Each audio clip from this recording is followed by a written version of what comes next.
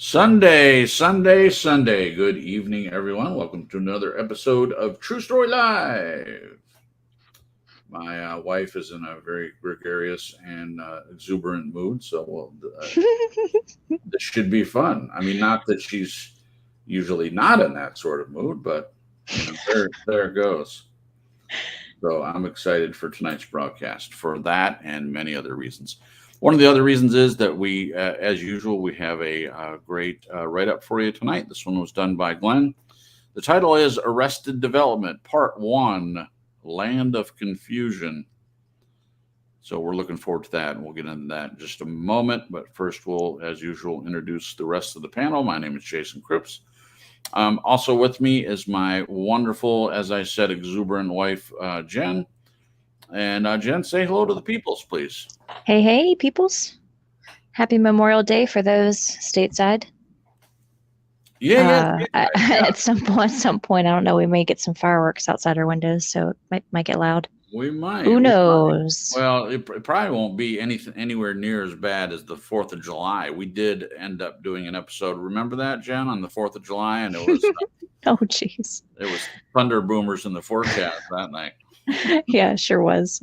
Thunder boomers. Man-made thunder boomers, for sure. Yeah, that was crazy. Well, we'll see how it goes. Although I wonder what's louder, the thunder boomers or our neighbors upstairs.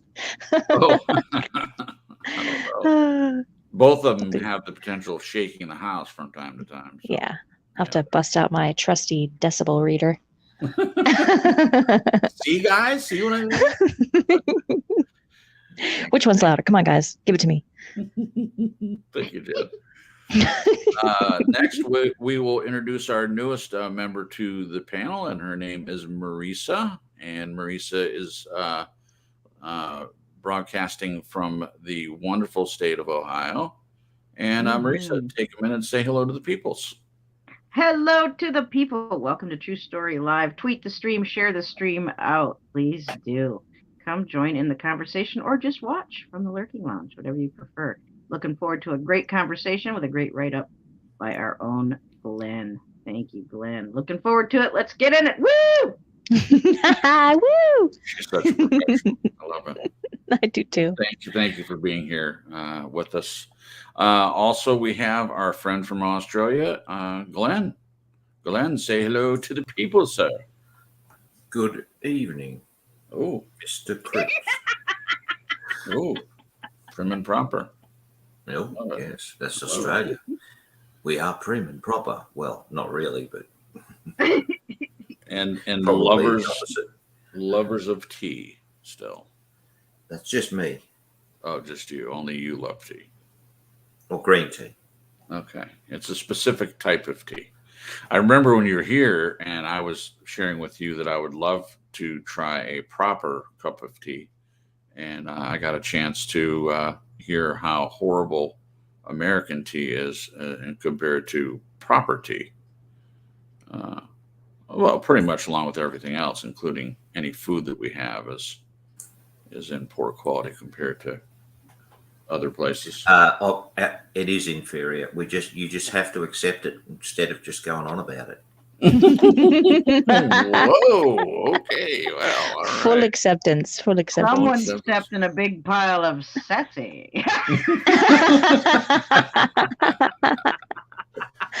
Oh, I love it. Oh, I love you guys. Australian sassy.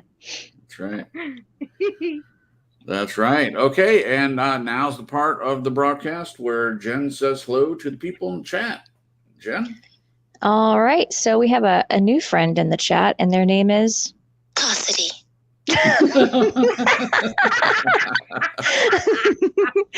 Oh, okay, let's see. Enough with the antics. Okay, we got John Don's in the house. He's early.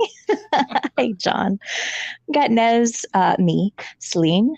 I know Glenn's somewhere in here, but I don't think he's commented yet. I think that might be it. That's it so far, unless I've missed somebody. Yeah, Nope. Well, a special hello to my friend John from California, who past couple of broadcasts has been here early, which we appreciate. He was commenting in the chat before anything even started, so we're glad that he's here. Welcome. All right. Not going to waste any more time. We're going to get started with the broadcast and read this fantastic write-up. Again, the topic is Arrested Development, Part 1, Land of Confusion. And it starts with a quote. If you want to see a rainbow, you have to learn to see the rain. That's from our friend Paulo Coelho. For our valued listener, a follow-on of sorts to Allure of Creativity.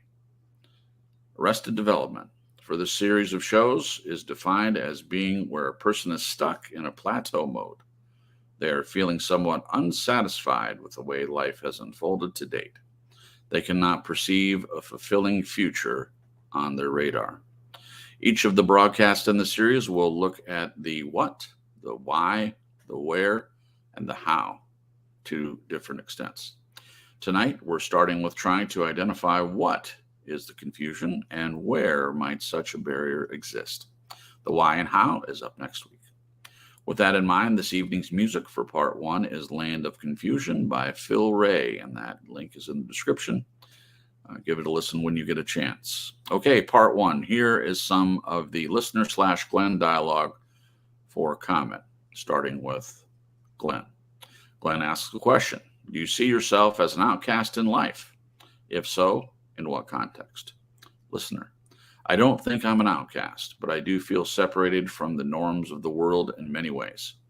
I have experienced in the past and present that people have totally different perspectives, morally, socially, creatively, ideologically, politically, and some have treated me as an outcast. Others were much welcoming.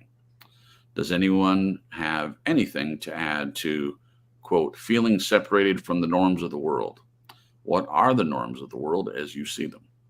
In context of the above, who here has experienced being an outcast? Who has felt welcomed by others? Who has been in receipt of both? Glenn, what torments you most? Listener, financial paucity, stymied creativity, physical disability, the pain of others' loss, and that I feel I'm not where I would like to be, to help appropriately. Dealing with my fear of others nefariously targeting me with their misjudgments, thievery, inappropriate confrontations, my words being used against me deceptively to harm me, which I'm slowly overcoming that fear. Some people are tormented and confused by the expectations they place on themselves. Your opinion? What expectations, if any? Some believers are tormented and confused by the expectations they believe God places upon them. Your opinion? What expectations, if any? Glenn, do you want to float in your life? Do you want to experience the contentment we tend to seek, but only few find? Listener, no, I desire a directed flow, like riding a surfboard, finding contentment in the ride as the sun shines bright, numb to what I have no control over, like that sharks. Sorry. I'm going to try that last part again. Numb to what I have no control over, like the sharks all around. What does the road to contentment look like? Riding the surfboard, swimming with the sharks, or both? Glenn, are you being outwardly who and what you are? Or are you just hiding? Listener, I don't really look at myself. I don't really look at myself as hiding. Hiding, I think, is the final goal. I look at myself as avoiding that which causes pain, foolish confrontations related to the actions of others. But I see that I avoid some things I should be learning to grow in. I recognize an arrested development, or should I say, I feel like there is an arrested development socially. After corresponding with you, I think maybe it's not that I have an arrested development, but that I may simply not have the same interests as many. I've been in the wrong crowds in the past and avoiding them altogether presently. I recall a psyche I saw years ago inform me that I think I have a communication problem. I'm beginning to believe that the neglect trauma just had that impact on me as a kid, that the treatment of my peers growing up embedded in me so deep that it lingered in my thoughts for years. There was additional dialogue about choosing a prospective partner. The below shows how influential the past can be in just one aspect of life. Listener, I believe that's why I may resent masculine women that have sullied femininity. I have met many so-called strong women that really are not strong. They are confused into thinking that they are, but are so used to being entitled to think they are and practiced all their lives to be condescending of men and argumentative instead of meek, nurturing, encouraging, comforting, and less resentment of the opposite sex. One encouraging thing I have grown to learn is that I do see the difference. I see plenty of men that don't even get it. I'm now looking at my singleness is a good thing in some sense. I mean, I would rather have married young, but not to a masculine or so-called, quote, fake strong woman, but to a true feminine woman. Yes, I can say I do avoid masculine type women. Next week, we attempt to move forward towards transformation of thought and attitude.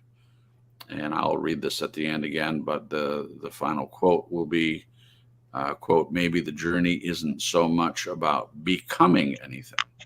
Maybe it's about unbecoming everything that isn't really you, so you can be who you were meant to be in the first place. And that, again, is our friend Paulo Coelho. That's a great quote. It is a great quote.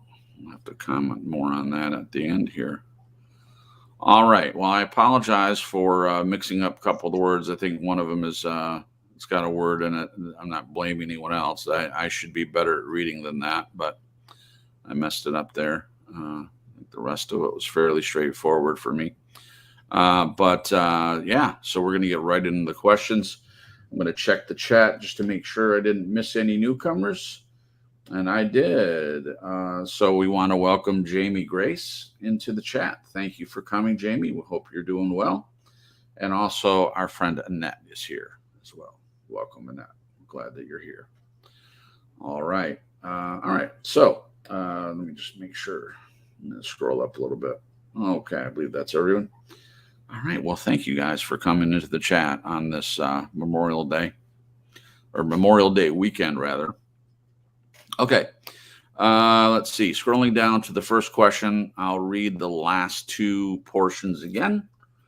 As far as the dialogue, the first part, Glenn asked the question, do you see yourself as an outcast in life? If so, in what context?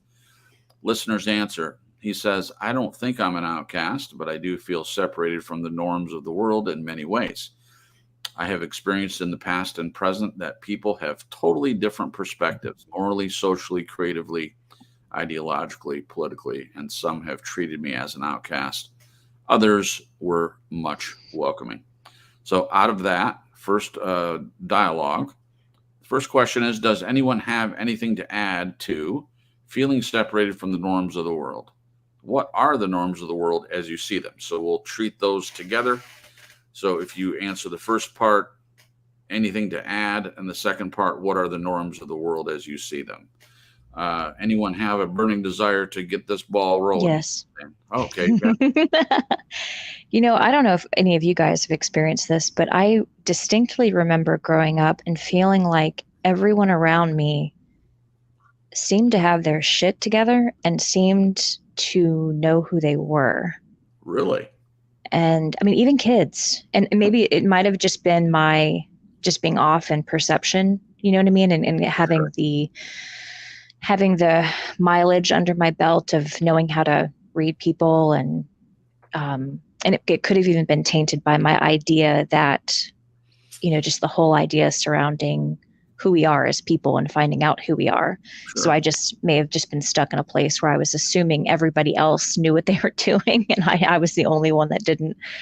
But that was a really just upsetting feeling. Sure. And it could have been just a big assumption on my part, but it was still real. It was still real to me. Real to It you. felt real, and it made me very nervous and uncomfortable because I was very aware that I just didn't know who I was. Like Sure. I was and I wasn't. I just felt very discombobulated, for lack of a better word. Yeah, I understand. That would be very disconcerting for sure. If you feel like everyone else has their act together and you're the one that doesn't, yeah, what do you do with that? That's, yeah, I'm sure. Yeah. And even embarrassed to ask, I mean, yeah, like as a kid, that's kind of weird, but, asking people around you, like, how do you have all your stuff together? Or how did you get so confident? Or, you seem like you're being yourself and you embrace it. Like, how did you get there? I mean, that's not really questions like, kids ask other kids Well, or even adults. I mean, it could be totally, but I was very like introverted and had all these thoughts, but I just had nobody really to share them with, partly because it just didn't feel safe for some reason to voice those things that were bopping around in my head. Sure. I felt weird. I think even having the thoughts in themselves just made me feel weird. Like, I just assumed other people don't walk around thinking these things. I felt like I was the only one. Right. Yeah. So I wasn't super exuberant on like, busting out and asking people. Right. So before you answer the second part of the question, how do you feel about that now? I mean, looking back at how you just described feeling at the time, what would you say now as to everything that you just commented on, as far as, should you have felt that way, or do you see now that a lot of people, they may pretend like they know? In my opinion, they may pretend like they know that they have it all together. Yeah. I feel like now I have a better kind of handle on reading people. Not that I'm like some, body language, facial expression expert or whatever, but through all the observance that I've got under my belt of people in general that I've come in contact with, I feel like now I can pick up somehow, I don't even know how to explain it, on seeing or feeling like someone's being authentic and someone's being fake. Sure. So, and sometimes there are nefarious reasons, and sometimes you can tell that someone's just very uncomfortable in their own skin. So the facade they're putting forward is, it's not them in their relaxed state, Right. So, yeah, it's very different now. And just knowing too, from experience of running into different relationships and people, just knowing that a lot of people have thoughts of feeling like the odd man out, or still trying to find themselves. I can't tell you how many times I've run across people even later in life, 40s, 50s, 60s, that are still trying to find out who they are, Right. and where they fit in the world. Sure.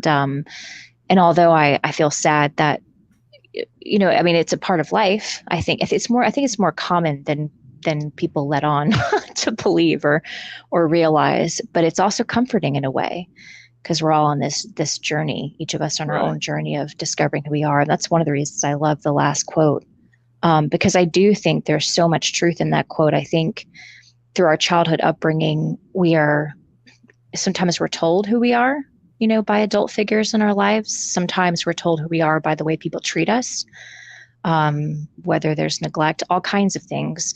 And I feel like when you get to a certain point in life, hopefully you dismantle the lies, the things that you believed about yourself, because, for example, adult figures in your life have told you you were something when you weren't. And it takes a while to kind of dismantle those and discover who you are, and for you to decide who you want to be and who you are, Yeah. I'm So- glad you know that now. I'm glad that you don't have that same disconcerting feeling of being the only one, or Yeah. not knowing who you want to be. In my opinion, as an observer, feel like you know a lot more who you want to be and where you're going Yeah. with that now? It felt very lonely. Excuse me. It just felt very lonely. Just because I assumed that it was, because people don't walk around talking about that kind of stuff, and they don't talk to kids about that kind of stuff. So I assumed, okay, if people aren't talking about it, then nobody else deals with this, So in my child mind, or my younger mind, even in my teens, it was just it was a conclusion I came to based on the fact that people weren't talking about it. Sure. Perfect example is school. Like I didn't have a lot of guidance with becoming an adult, transferring from teenage years to adult years from my parents. My parents were very busy working, and I have a feeling they maybe tried a couple of times to sit down and talk to me about college, but I think there was a part of me that was sort of frozen in high school land. And I didn't want to, it was kind of scary, like thinking about the real world and being an adult.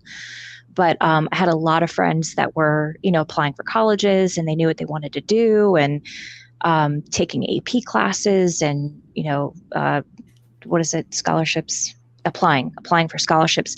Yeah. And even that felt just so weird. And, gosh, I don't know what the word is, because that added to that feeling that everybody else seemed to have a trajectory. They had a plan, they had a goal. And I just didn't feel like I did. And it was just that that added to those feelings. I was like, oh my gosh. Sure. So, yeah. Okay, before we move on to someone else, so the second part of the question is, what are the norms of the world as you see them? So do you feel like there are norms? And if so, what do you think some of those norms are?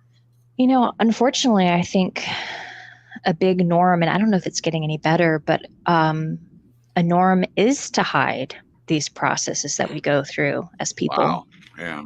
I think that's a big normal thing.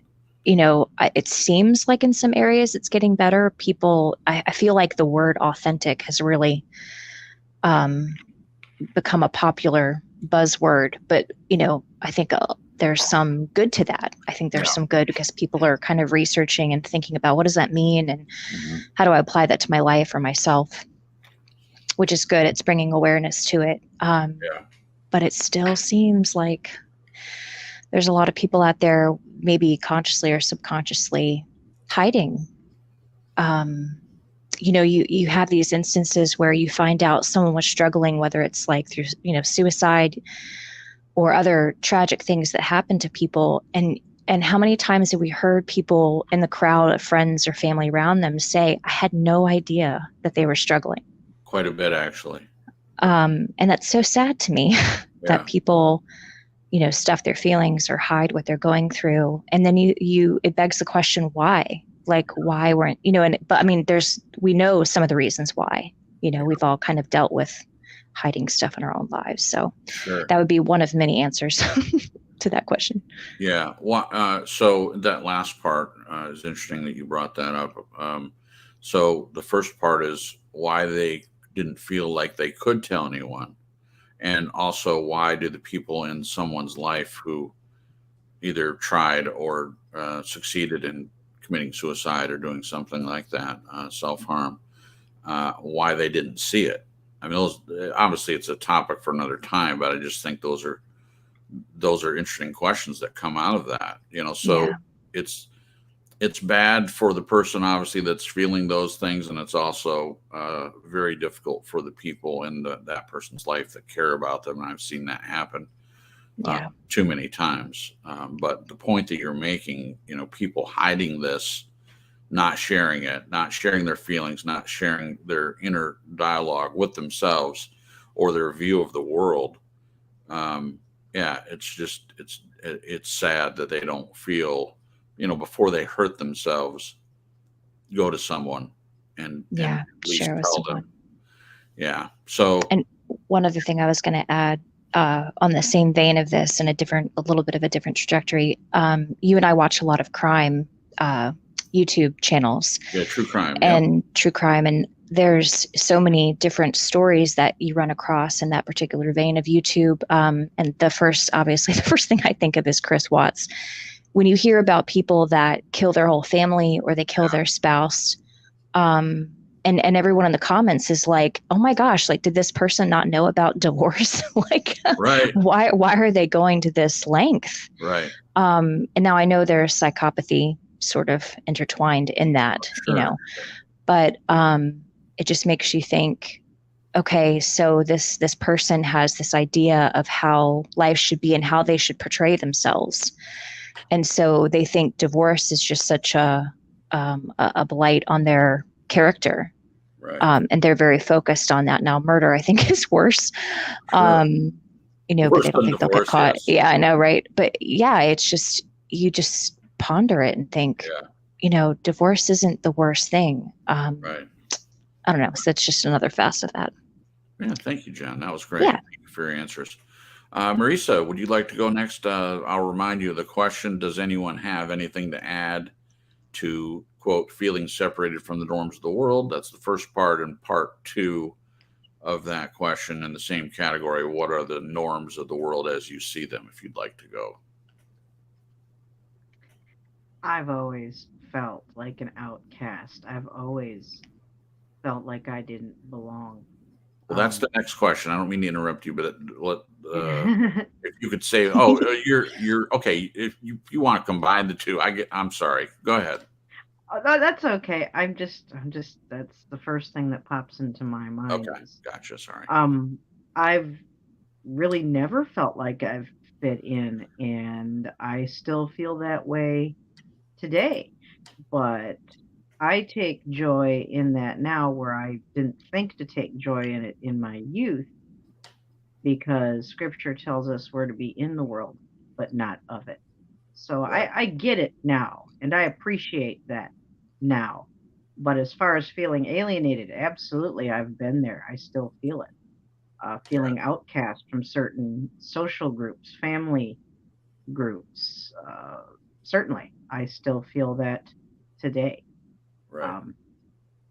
What was the second question? What are the norms of the world as you see them? Is the second part. The norms of the world is to obey, is to consume, is to go to school, go to university, get a job, get married, get a house, get a car, get this, get that.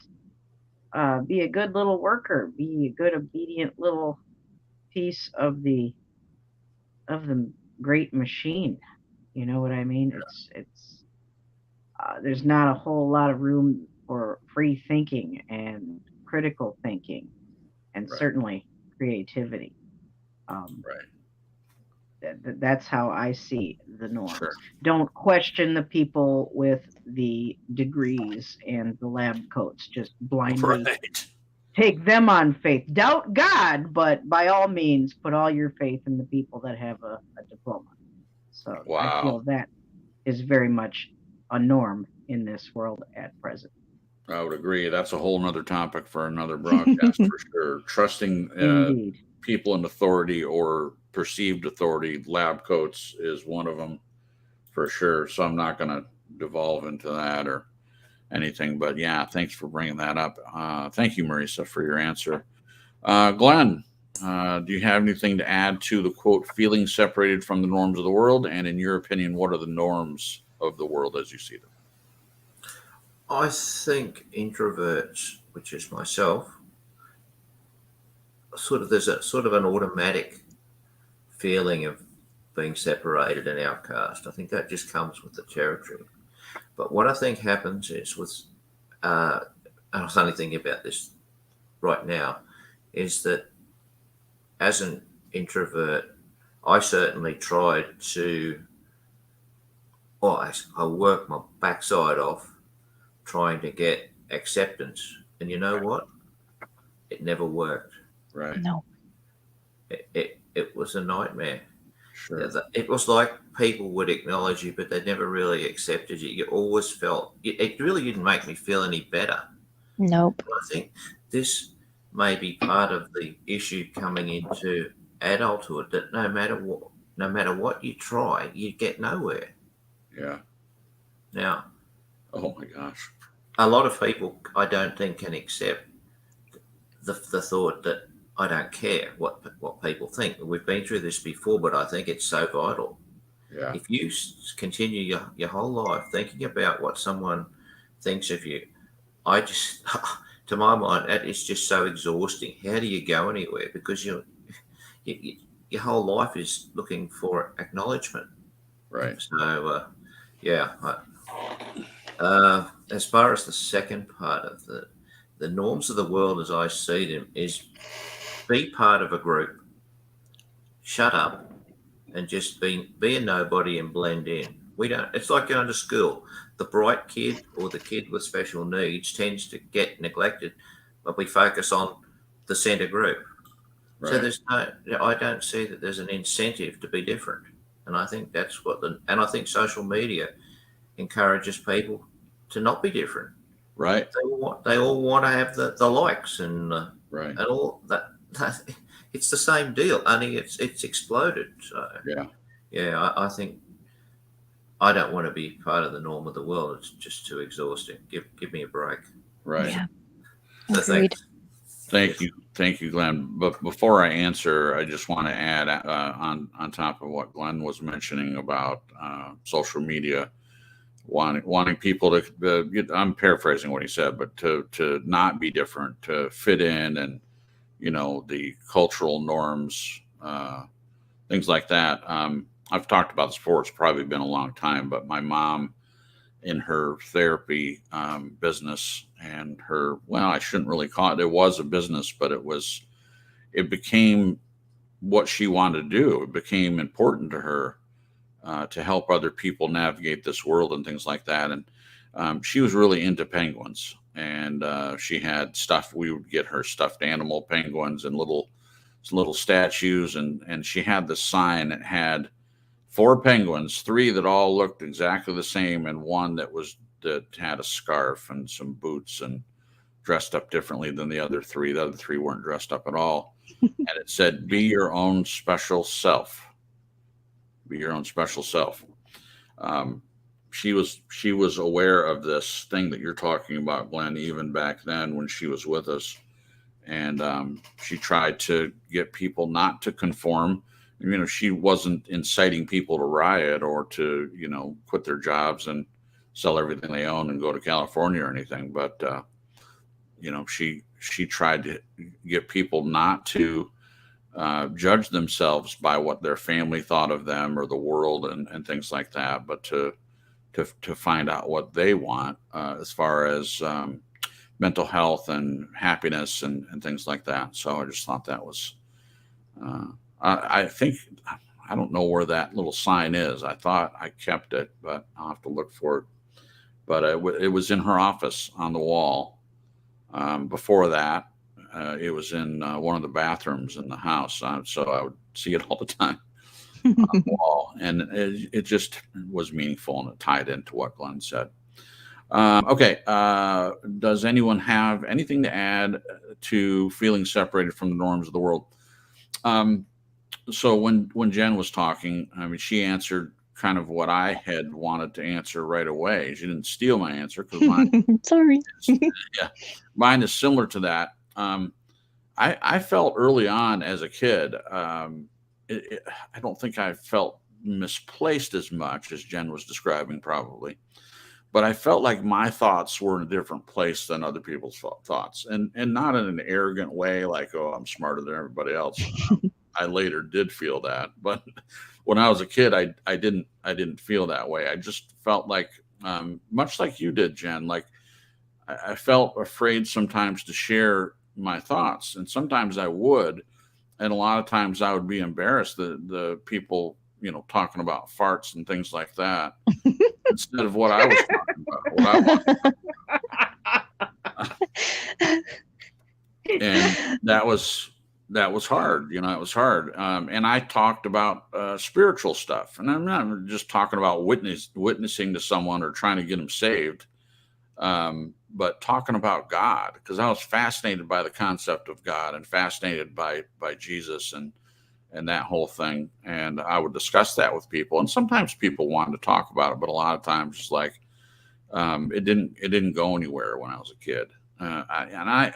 I began to think that I was a really peculiar child. Same.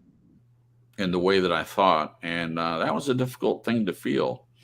I think I picked up on the norms that I saw, and I liked everyone's answer. I would agree. The idea of all through your life there are norms. Get good grades in school. Do some social thing. Or play a sport. Do your homework when you get home before you do anything else. You know, um, Talk about farts. yeah, right, right, right. That's a whole nother show there. Wow. Oh, we're gonna bring it. Have upper echelon friends, dress a certain way. And then when you get old enough, get a job right away. Start making your own money, learn how to pay taxes. I mean, we're groomed, in my opinion, we're groomed to whatever the norms are. Yeah. In the culture at the time, and it never ends. I mean, at 53, just turned 53. I still feel the pressure of a lot of these norms, and they change.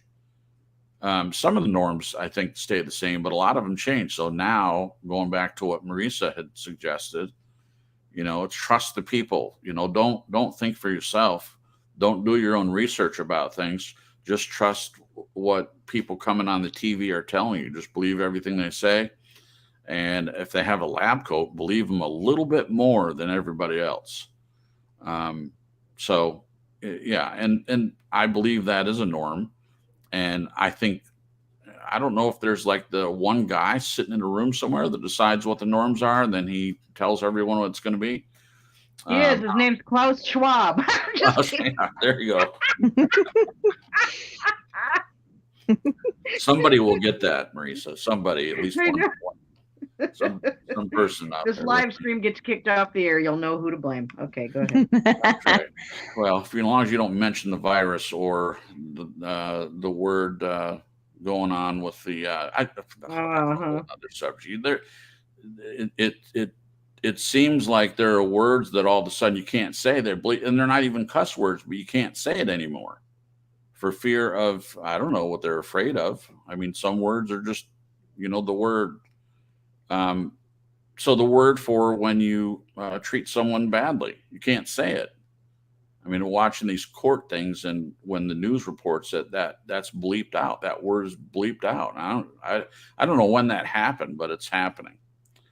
Yeah. So the norms of the world are whatever they decide the norms are, and if you're not fitting into that, you get the wrath from society.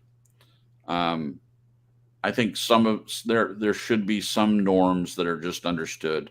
Don't kill, don't steal. I mean, obviously, all the 10 commandments, I don't think are out of the realm of believability as far as the way that we should operate in this world. But beyond that, there are a lot of things that I feel like they decide what they are. So. Anyway, that's my answer. I didn't go on too long, not any longer than Jen did. You be you. Yeah, you be you. There you go. Okay, still from the context above. So we got a lot of meat out of that first question. So the next question in the set, in context of the dialogue above that we read, who here has experienced being an outcast? Who has felt welcomed by others? Who has been in receipt of both? And I'll go first on this one. I didn't really ever feel like a total outcast. I usually found groups that I could feel comfortable in pretty easily. I think anytime you start a new school, you feel like an outcast. You don't know anyone. And I had done that my senior year and gone to Gladwin, lived with my grandparents to redo my senior year.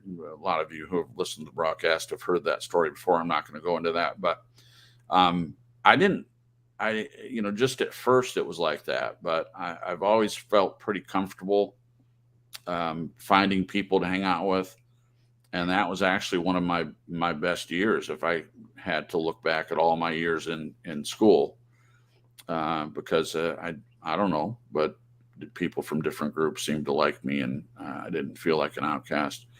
But I'm not saying I've never felt it. I just have not experienced that particular view of myself very often. Now, in the work situation, you start a new job, and I have had jobs where the culture in the job I don't relate to very much, and have found some difficulty feeling like an outcast because I don't like the culture of the environment that I'm in. So I have felt that. Welcomed by others. I probably have felt more welcomed by some others, not all others, but some others, than feeling like an outcast. So, but I would say that the last part of that question, I have received a little bit of both, probably more of feeling welcomed in most situations rather than feeling like an outcast.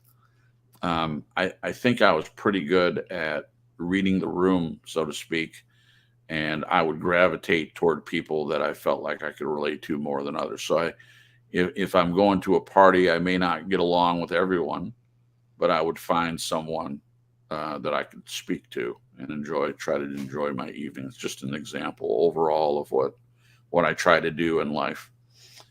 We'll go to Marisa next on this one. So you mentioned already that you kind of felt like an outcast. If you want to expand on that, the next part is who has felt welcomed by others and who has been the receipt of both. I always felt out of place in my family. Back then, I didn't realize I was an empath in the midst of a plethora of narcissists and enablers. So I just felt like there was something innately wrong with me, that I didn't feel like everybody else, that I didn't want the same things as everybody else. I was certainly groomed not only in what I was told I should pursue academically and as a career, but also in what avenue of learning to pursue that degree. I come from Michigan, Michigan State fans, not U of M. I dislike U of M and Michigan State equally, for those who are watching. Oh no! Oh, we had a And I've short been to run. Michigan State, so I can say that. We had a short But run. not Lisa, only was it was just programmed into me and assumed that I would pursue my studies at Michigan State, that I would follow in the footsteps of my, ironically, godmother, who is anything but godly, just a very evil, malignant narcissist. Again, I didn't know that at the time. Boy, if I knew then what I know now. Sure. But I had put a lot of effort into volunteering with her at her schools back in the late 70s, early 80s, when it was not legal to bring minors into the classroom to help with special needs. Before that became illegal, I put in a lot of time, summers and Special Olympics, just many hours working with special needs people of all ages. And it just was like building into this future that I felt like my family had dreamt up for me, but that wasn't my dream. My artistic ability was apparent from an early age. I come from a lot of people who are musicians and artists, but that was never encouraged as a vocation. That was always kind of looked upon as, well, that's just a hobby. Oh yeah, people would enjoy my artwork, but you can't make money doing that, is the one I heard all the time. Oh gosh. Best get yourself a career you can pay the bills with, because God Something knows to fall back on. Right, something to fall back on, So it wasn't until I tried going to Michigan State, I tried following that path that had been set before me, and I learned the hard way that was not where I was to go. So I tried, I literally and figuratively gave it the old college try, and that avenue didn't work for me. I left Michigan State after 2 years, and then I pursued college of my own accord when I felt it was time to pursue Sure. art like I felt like I should. Sure. And so it's hard to break free from the programming that you're fed as a child. Yes. Yep. So I think everybody, not just society programming you to do this and that at certain points in your life, but family can certainly, especially if you come from a toxic family, they're going to tell you what you should be doing, where you should do it at, blah, blah, blah, blah, blah. So, yeah. Can you give me the rest of that question, please? Sure. Who has felt welcomed by others? Who has been in receipt of both? So both being an outcast and being welcomed. I've felt, well, you've heard all about me feeling like an outcast. I was, I never wanted to, my family was big into wanting family pictures and all of that. I would always hide when it was time for the camera. Not like how I am now. I used to be shy. There has But been anyway, a change. that changed with theater when I was 17. But anyway, that's another show. But I certainly, I didn't, other opinions and other feelings and points of view just were really not welcome, especially when you were younger than all the other people around you. I didn't have any other siblings around me, no other children. I was a child amidst a sea of adults and many of them toxic narcissists on top of that. So I had a lot of my energy squelched, and my thoughts and ideas certainly did not get nurtured the way we would in a quote unquote normal family environment. Right. No, I was supposed to just do what I was programmed to do and shut up and do it. And if you're not married and have a big house and a big, this and that and all the trimmings by this certain age, then you're just a big loser. That's the kind of mentality that I came from. So, and I think a lot of people grow up that way. Yeah, I would agree. Have I felt welcome? I went on a prayer pilgrimage after I left Michigan State. I had met some, where I became born again as a Christian. There was this, the dormitory, they'd have like rooms for, 2 people normally, but then the rooms on the end would hold 4, and they would call them quads. Well, these people live what they called the God quad.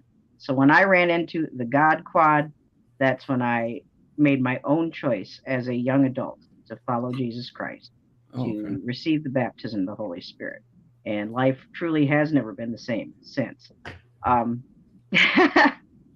sure. But I felt welcome by strangers who didn't know me from previous, who didn't have any preconceived notions about me, who didn't grow up with me, who wasn't in a family environment with me. So I felt welcome there. I felt welcome certainly on YouTube. Certain live streams have very good energy and a welcoming feel to them. Yeah. I've felt welcome when I went on the prayer pilgrimage, taking the long way around.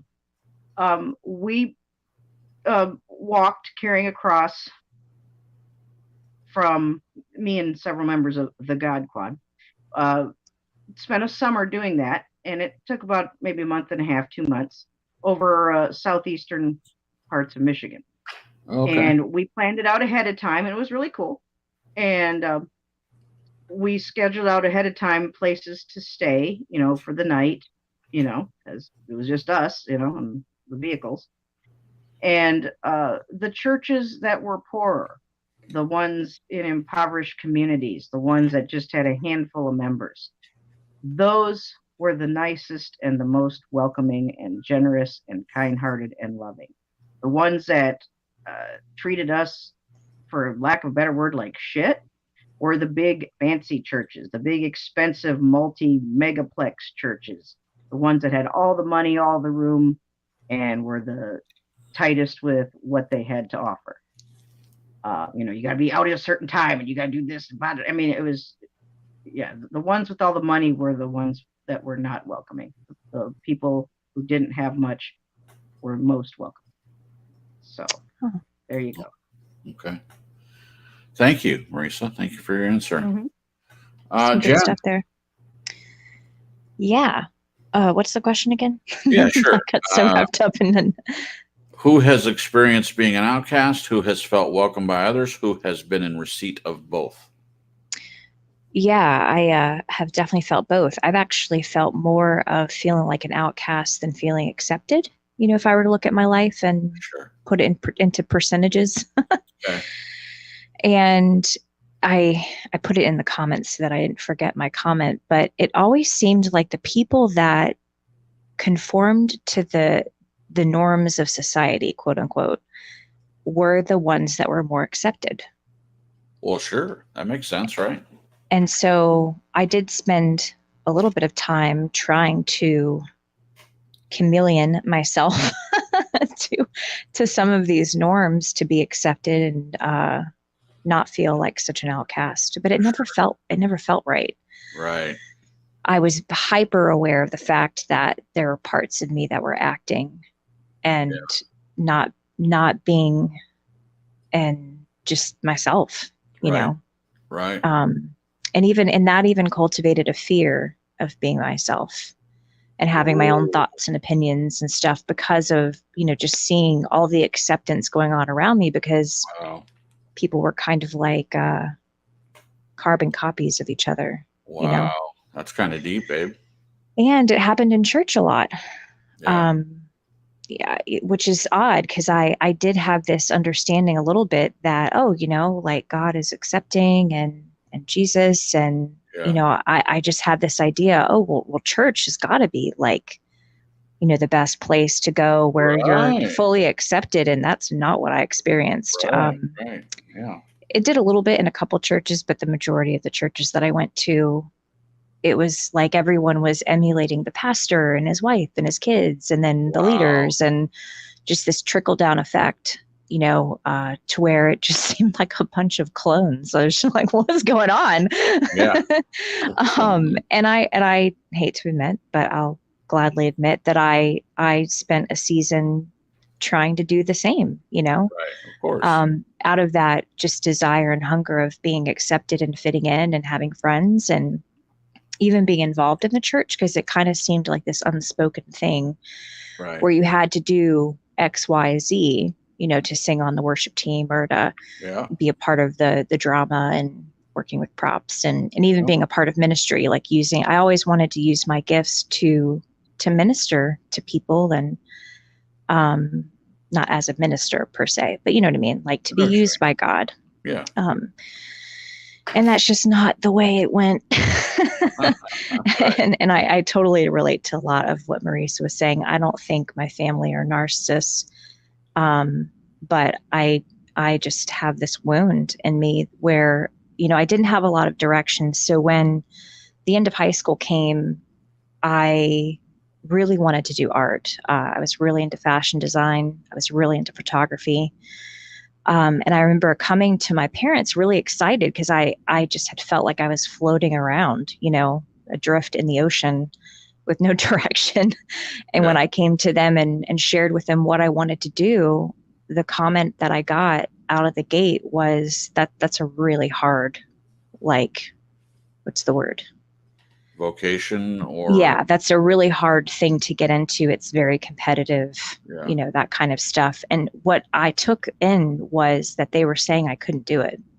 Basically. You know, because you think your parents are in your corner and they're your cheerleaders. And I think what I desired and what I expected was some encouragement or for them to be excited and celebrate with me that I had kind of come to a conclusion within myself of what I wanted to do. And because I just was in a place where others' opinions were more important than my own, especially the important people in my life, which my parents are, I just kind of tossed that sort of out the window, you know, like, okay, I guess I shouldn't do that. Like my parents don't believe in me, that I must not be good, you know, which is really such a shame. And you know, knowing their hearts now and us being closer, I can recognize that they were trying to, I guess, prepare me for it being really hard. But, you know, that just wasn't the way to do it. I was like, you know, or do the cookie, like we talked about, you know, start out by, you know, supportive and encouraging comments. And then Yeah, at least do the cookie, Jen, right? And then sit down and have a heart to heart about it being difficult. And I mean, I think any college is difficult. Any path that you choose to Yeah. take as a young person, it has its difficulties. There's no qualms about it. Yeah.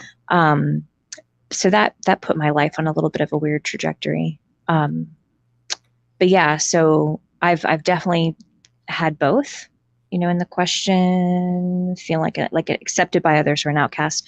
Right. It's very like tipped to one side. Right. Oh my gosh, it's unfortunate. But I will say the people that I've run across in my life that were incredibly accepting and just a few things in common. One thing was that they were very comfortable in who they were and very authentic, weren't hiding, just very, like self-accepting and very loving toward themselves and others. And it just seemed to cultivate that in the people that they surrounded themselves with. You know what I mean? So it actually encouraged me to come out of my shell of conformity and be in more of a place of self-acceptance.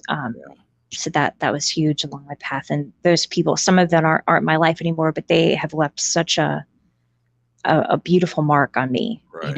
It's just, I'm so grateful. Wow. Okay. So thank you, Jen. Yeah. Good answer. Before we get to Glenn, I just want to mention, Jen, that didn't you say that you were able to dress whatever way you wanted to? Or was that within? Yeah. Ooh, that's a good one. Yeah. We had a neighbor across the street when I was like 6 or 7. My parents let me pick out my clothes from a really young age. But this was the 80s. I don't know if anybody knows what fashion bug is, but like, I totally was all about Paula Abdul. Oh like my Lord. these like neon clothes. I mean, the 80s are, they're coming back into style. I feel like the kids these days are doing a better job of it. But our neighbor across the street, Carolyn Perks, she would always come out on our front porch with her coffee to see what I was wearing that day. I'd be like mixing patterns and I had my hair all crazy and my new kids on the block, pins on my cap. Right. Oh my gosh. So that kind of tickles me. And I do love that my mom let me have that kind of creative outlet with what I was wearing. So that was fun. Yeah. So the reason I brought that up, because I of course believe you when you say, that you felt like an outcast and all of that. I just wanted to point out that I think a lot of us, we have ways that we try to be ourselves, even if it's in small ways. Yeah. That's all.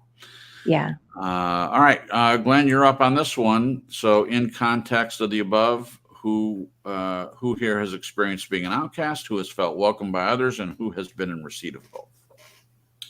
Yeah, I've had both, but I think there's a couple of twists here.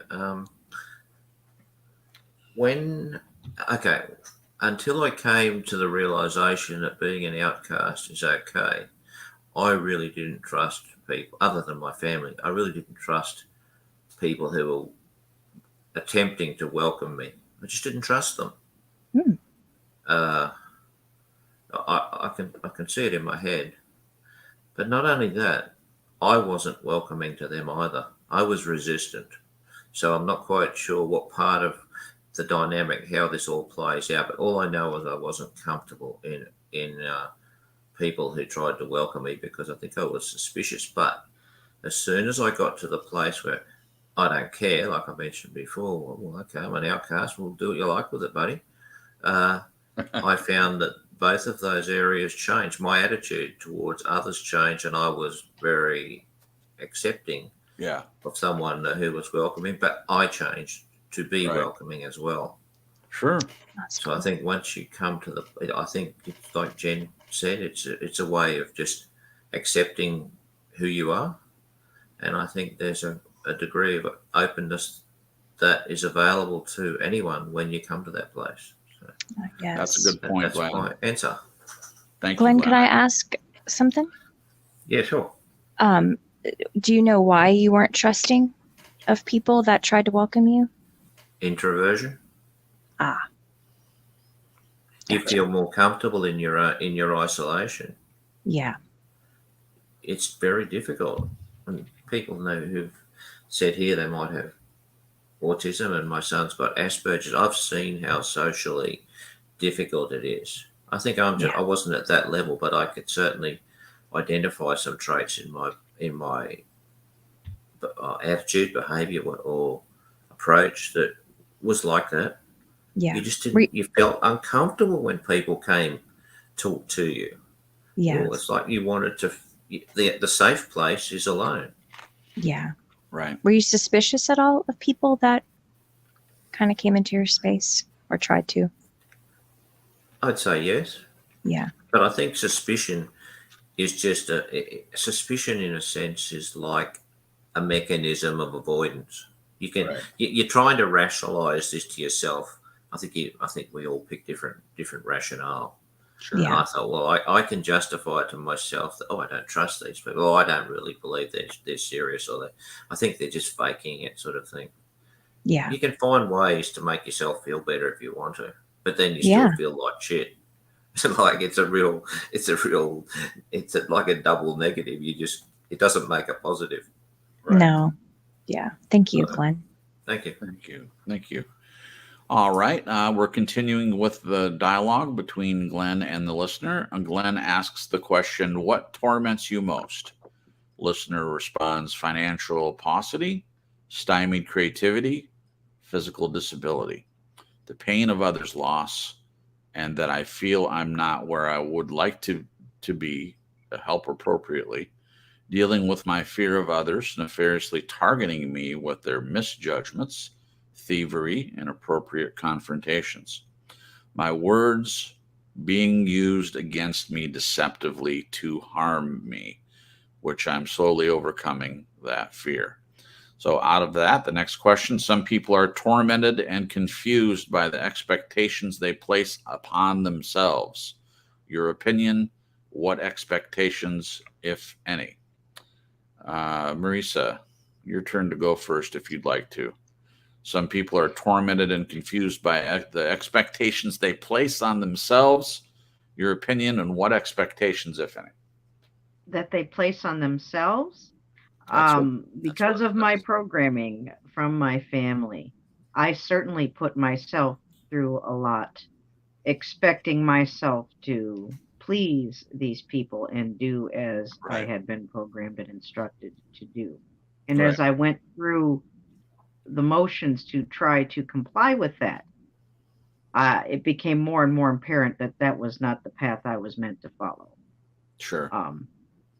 In my downtime from my studies, I would spend time at the art building and at the theater, foreshadowing of things to come, thankfully.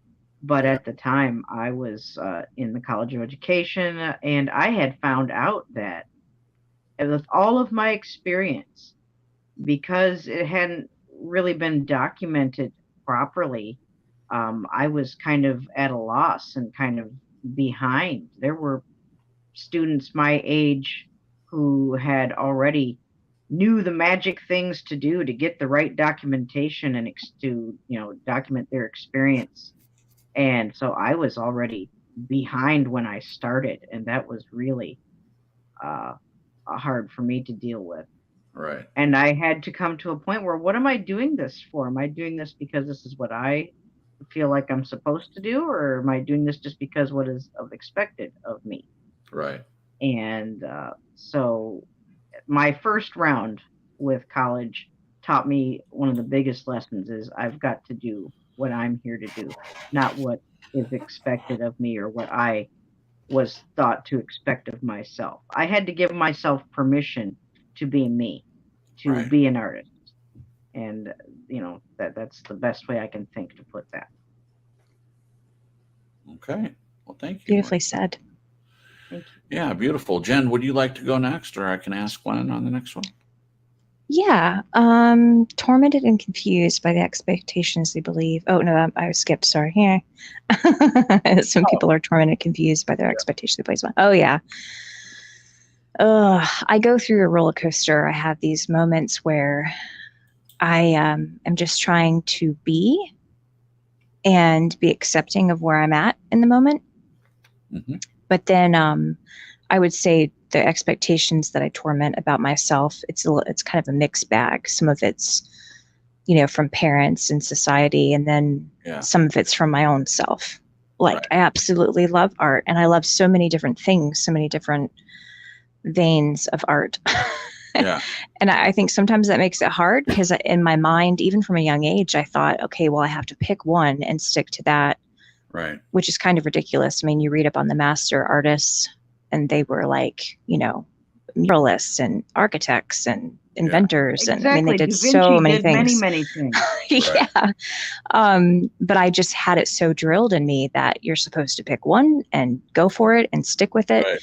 And I've just been very flighty, like a butterfly. And I don't mean flighty as in flaky, although it probably came across as flaky. I kind of go where the wind blows, the creative wind. And I feel like right now, there's no wind. And I'm like, my sails are up. What's going on?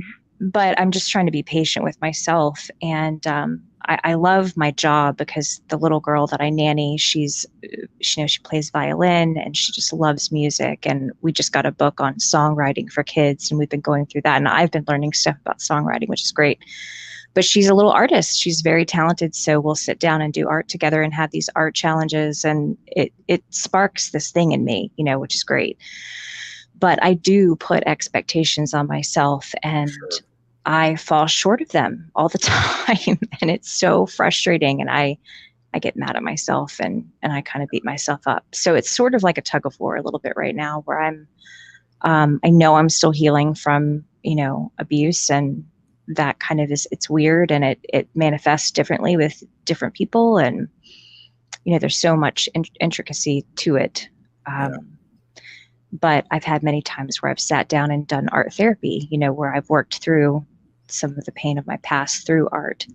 And that's been wonderful. But I don't know how Glenn worded it in another show, but what I try not to do, I don't create well out of pressure. Right.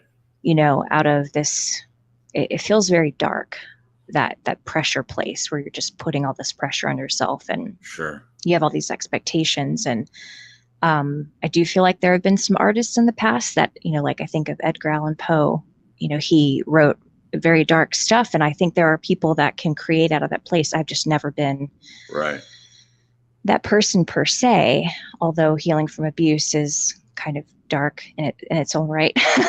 So I've been able to create it's weird. It's very weird. And I think sometimes I try to find some kind of formula to answer this equation that I'm going through, and it never fits. I'm like, I don't know what the formula is.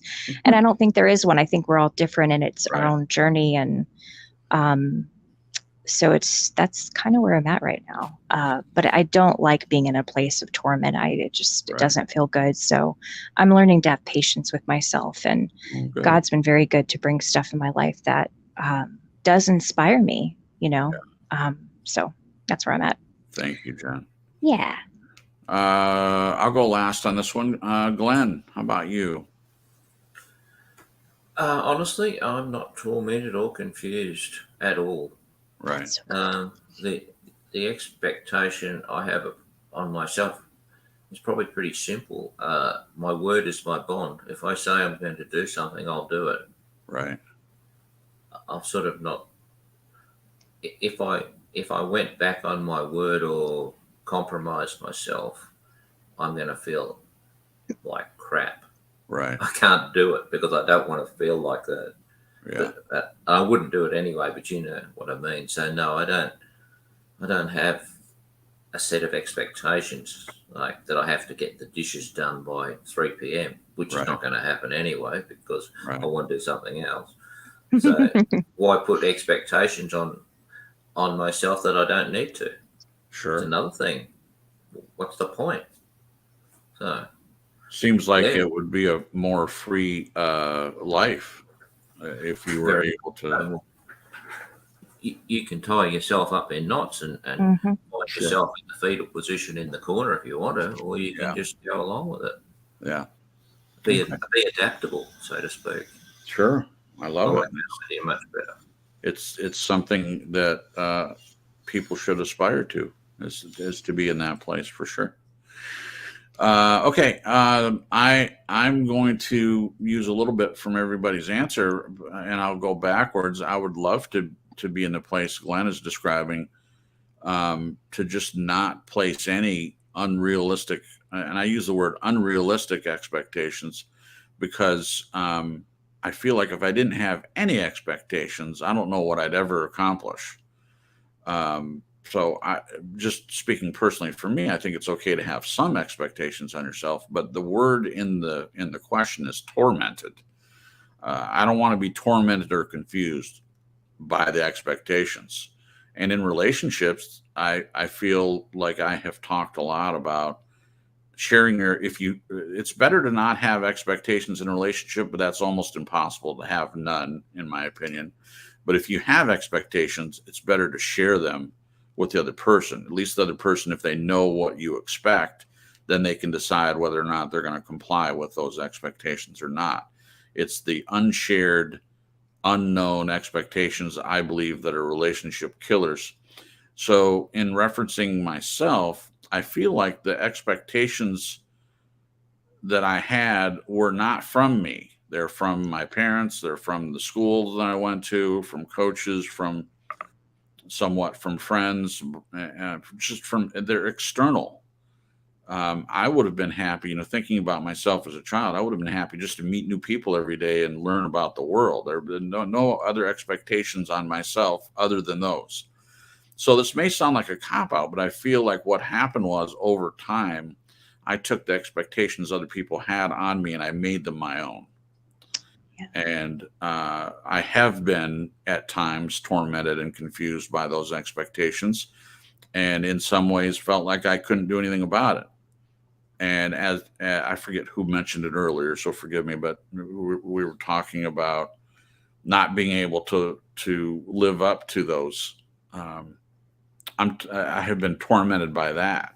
Some of the expectations, and feeling like no matter what I tried, I just couldn't get it.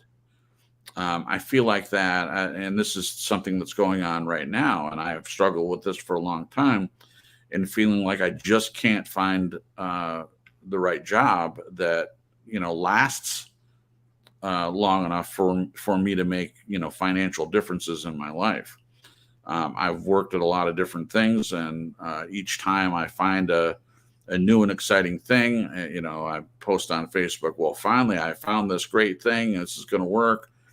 And just, sometimes things last a year, 2 years, or 3 years, and then it falls apart. And this last thing with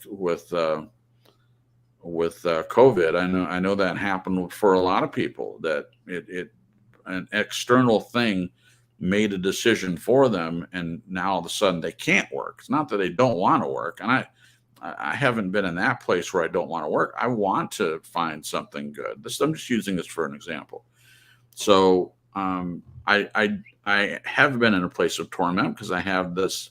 Obviously, it's a societal expectation, or very much a norm of society, that we work and pay taxes, and we pay our electric bill and all that. And to some people that may seem reasonable. Well, of course you pay your electric. Of course you get a job and pay your taxes. Of course. But I think that that's held above other things that are more important to me, like family and loving the people in your life. And oh, well, no, you have to work. So if you're in a place where you're having to make a decision of, do I work or do I alienate my family and not go to their games and not appear in their lives, what's going to be more important to that person? Well, to me, it's more important to me to be available to people that I care about. And there's torment in between the two sometimes. So I don't feel as much confused. I feel like I understand what the expectations are on me. And I've gotten better. Like I said, I've gotten way better at it. But for a long time, I just was in a place. I knew that I couldn't be perfect, and I knew that I couldn't fall into this ideal that people were forcing me, or I felt like they're forcing me into, about, like, we'll start out as a dishwasher and then, work up to a waiter and then become a manager, and that's your life. Why don't you do that? The suggestion that you start at the bottom and work your way up the corporate ladder. I mean, none of that was ever appealing to me. And then when I went back to school, I finally had given into that. You've heard me talk about that.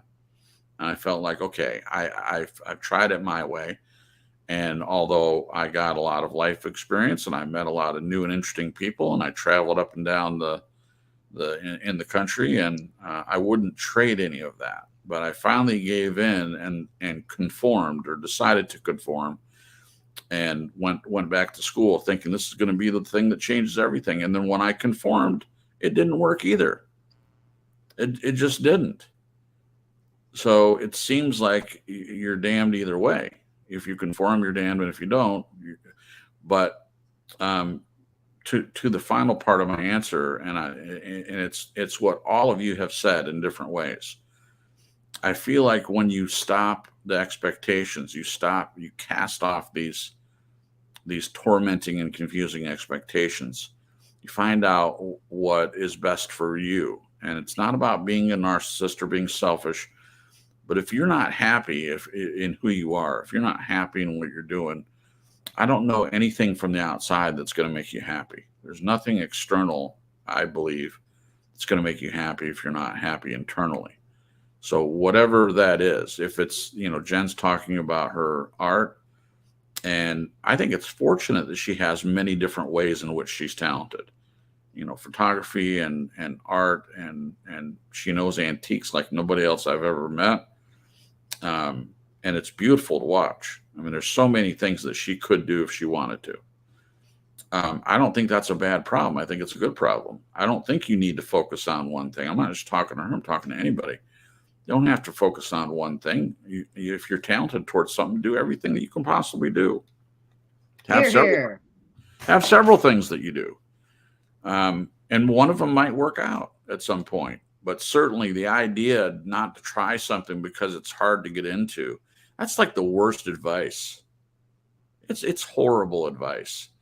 And as Jen was saying, it gives someone the expectation that they're not good enough to do it. Well, they don't know if you're good enough to do it. Nobody knows until you try. And I'm talking to myself too. So I got the same speech about acting. I wanted to be an actor. I wanted to be in movies and TV shows and stuff. That's what I wanted to do, or be a director. I mean, anything in that business. I've told this story before, so I'm not going to go on the big long thing. But basically, when I made my first I'd done plays in school and stuff. But when I made it into community theater, and it was a big, well-respected community theater. It wasn't some rinky-dink thing. But I got a fairly decent-sized role in that when I was a junior in high school. And I was so excited about it. And I went home to tell my parents that I got the role. And their answer was, well, we didn't think you'd make it. So they didn't even try to hide their expectation. They expected me to fail. So what does that tell someone? What does that, if you're looking at your parents, or you're looking at the world and your parents, they think that, well, you're going to fail. I mean, what do you do with that? So I don't think that we should be looking to outside people to have expectations for ourselves, but I certainly have done it. And it hasn't led anywhere good, for sure. These are great questions. So, all right, we'll try to move on a little bit. I definitely want to get to all of them. Okay, so the next one is still patterned after the last dialogue that was read. This is a good one. I don't know how long this is going to take to answer this one, but the question is, some believers are tormented and confused by the expectations they believe God places on them. Your opinion, what expectations, if any? Now, I just answered, so we'll move to, does anyone have a burning desire to answer this big question? Sure. Go ahead. Yeah. I used to be tormented and confused by the expectations I believe God placed on me. Oh boy. Sorry to take a deep breath. I did not understand that abiding in Christ and him abiding in me is his spirit in me is what changes me from the inside out, from the things that I was tormented from, being sin. I felt like the harder I tried not to sin, the worse I did. And I did fall into this trap for a while of thinking if I sin, I could lose my salvation, which is a very tormenting place to be. Yep. And it's not correct, in my opinion. So once I was able to get to a place, and I think it was actually through a conversation you and I had when we were just friends, Jason, that really broke it open for me. And it was a life changer. It was absolutely a life changer. I thought I had to work for my salvation. I thought I had to work for it. I thought I had to work to keep it. And understanding that our works are a reasonable service for what Jesus did. Yeah. But the change that's happened in me, I know that I'm a part of it. It's not like I'm a zombie, not moving or doing anything, and God does all the work in that sense. Probably robot's a better word than zombie, but I get what you mean. Yeah. But to see the change happening in me and on a spiritual level, which then bleeds into the physical, has been amazing, and all glory to God. I'm just so grateful and so humbled. But yeah, being in that place of feeling like you have to hold on to your salvation and do all of these things on top of the 10 Commandments, Right. Especially when you're in a church that's pushing this kind of stuff. You have to do this and you can't do that. You have to do this. And then on top of that, just seeing the people in the church around you, trying to emulate leaders and people not being authentic and feeling like you have to conform to that. And it's such an interesting feeling when you conform to something that isn't your, like your center or who you actually are at the core. Right. It does some weird stuff to you. It does not feel right. And I think the feeling of being accepted through doing that is very fleeting. Yeah. When you come back home and you're by yourself, it doesn't feel good. Right. You don't this might sound bad, but I think when you're yourself, you're self-accepting, you believe who God says you are, and you live in that place, it sort of feels like autopilot. And I don't mean that you're not doing stuff or that you're a robot or a zombie, but it's like breathing. And there's such peace to that. Yes. And when you compare that, at least when I compared it to the striving and trying to be somebody I wasn't, or trying to act like other people or do like other people or try to find a formula to be accepted, there's such a stark contrast to those two things. It's just it's huge. It's huge. Yeah. Was there another part of this question that I didn't answer? No, it's just your opinion, what expectations, if any, you could talk about. But I believe that you've answered that. Okay. Your answer, what the expectations are. Awesome. Thanks. I'll fill it in a little bit, but you mentioned it in saying work for your salvation. So that was perfect to help me set up segue. My answer. Yeah, it certainly was. I remember that conversation, and I would love to have that conversation with any believer that is struggling with the same thing. And you're not the only one, Jen.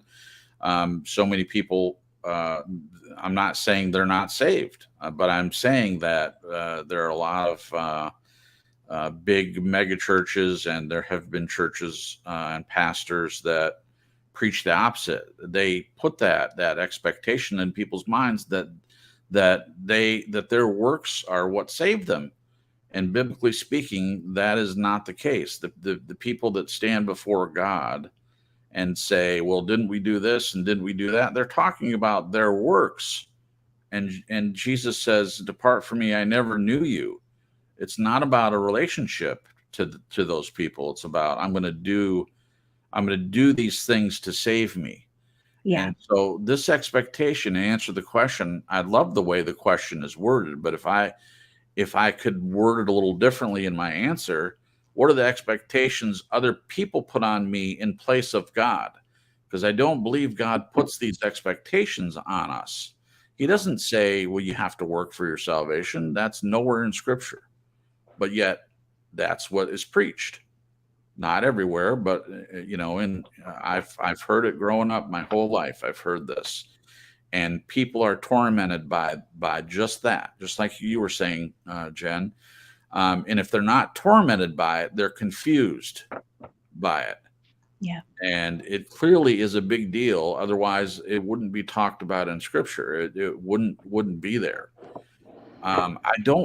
God's only expectation of us is that we accept the gift that He gives us. Exactly. He's done all the work. Jesus has done all the work. So anything outside of accepting the gift that He's offered and accepting the love that He gives to us is an unrealistic, unattainable expectation. We can't do anything to be saved. We can't. The question in Scripture is, what must I do to be saved? And the answer is believe, believe, believe. I mean, there's a verse about confessing your sins and all that. I'm not saying that's not important. I mean, it's part of being saved. Before you accept salvation, you have to realize that you need salvation. Hallelujah. If a person is in the ocean and they're drowning and they're taken in water, but they're delusional and they don't think that they're dying, and someone comes by to save them, and they're like, we're fine. That's a ridiculous way to put it, but that's what's happening.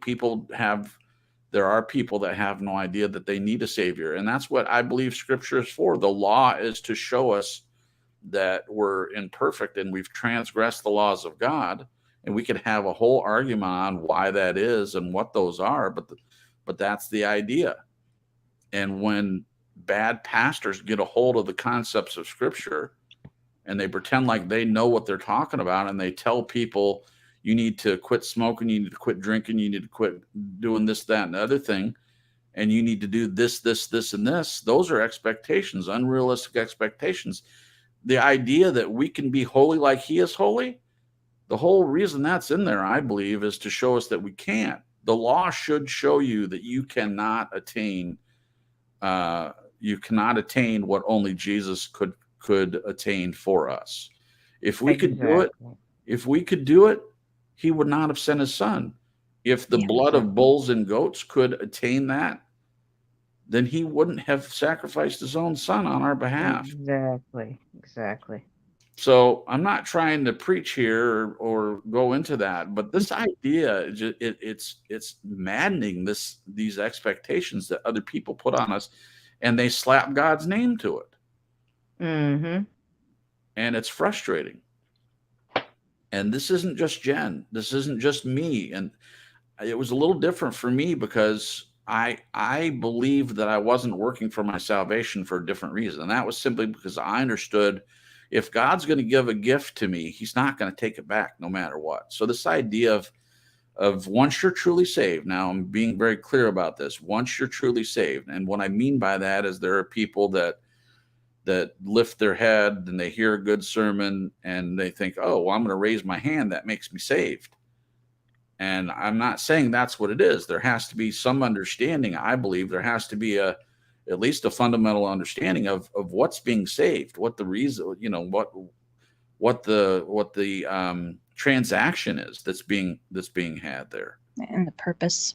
Right. But I'm not the judge of that. God knows who's saved and who's not saved. I'm not the arbiter or the decider on that. Thank the Lord that I'm not. I'm just saying there has to be an understanding of what it is. But if you're truly saved, then God doesn't take that away from you. But yet we hear from pastors, oh, you better be careful. If you don't confess your sin and you lust after a woman and run into a tree and die, you're going straight to hell. Well, I just don't think the transaction's like that.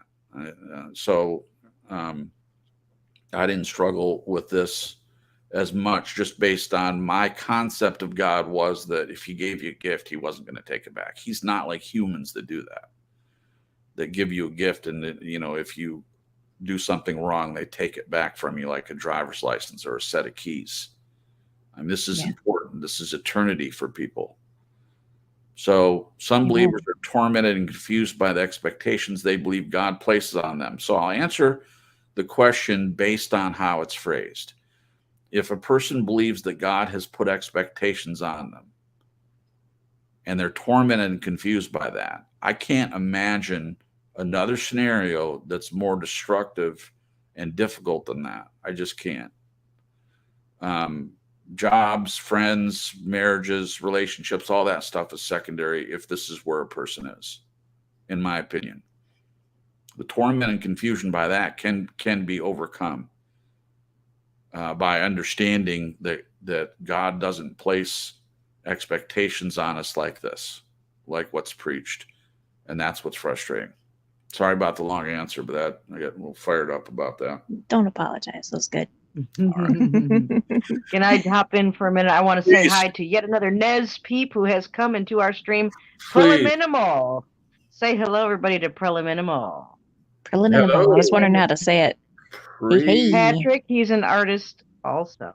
I was just checking out his channel. I said it Nice wrong stuff. for 3 years. Preliminal. I used to call him Preliminal just because I refused to pronounce it correctly. Oh, okay. Thanks for coming in, Patrick. Say it again. Preliminal. Preliminal. 5 syllables. That's a tongue twister. Took me a long time to learn to say that. Good to see you, Preliminal. Thank you for coming in. Well, the first thing he says, it's a he or she? It's a he. His name is Patrick. He's an Patrick. artist too. You did say that. Sorry, Patrick. Hello, welcome, sir. So And Nick popped in too. Okay, hello to Nick. So Patrick, when he popped in, said that's a great point. True story. Thank you very much. But your point is even better than that in some ways, and it says the gift enables. The very gift enables. That's very true. I agree with that very much. Yep. It doesn't disable, it enables. Yes, that's correct. So it removes the confusion. When you understand this, it removes the confusion and the torment immediately. And it has done that for me. Understanding that I can't attain holiness on my own. I can't become saved because of my works. I can't make it happen. It's accepting. And the peace and the rest is extraordinary. And I think some people struggle with it because I think they get used to that striving and that place of torment. Yep. And they think that's proof somehow, or it's a security blanket in some way. Yep.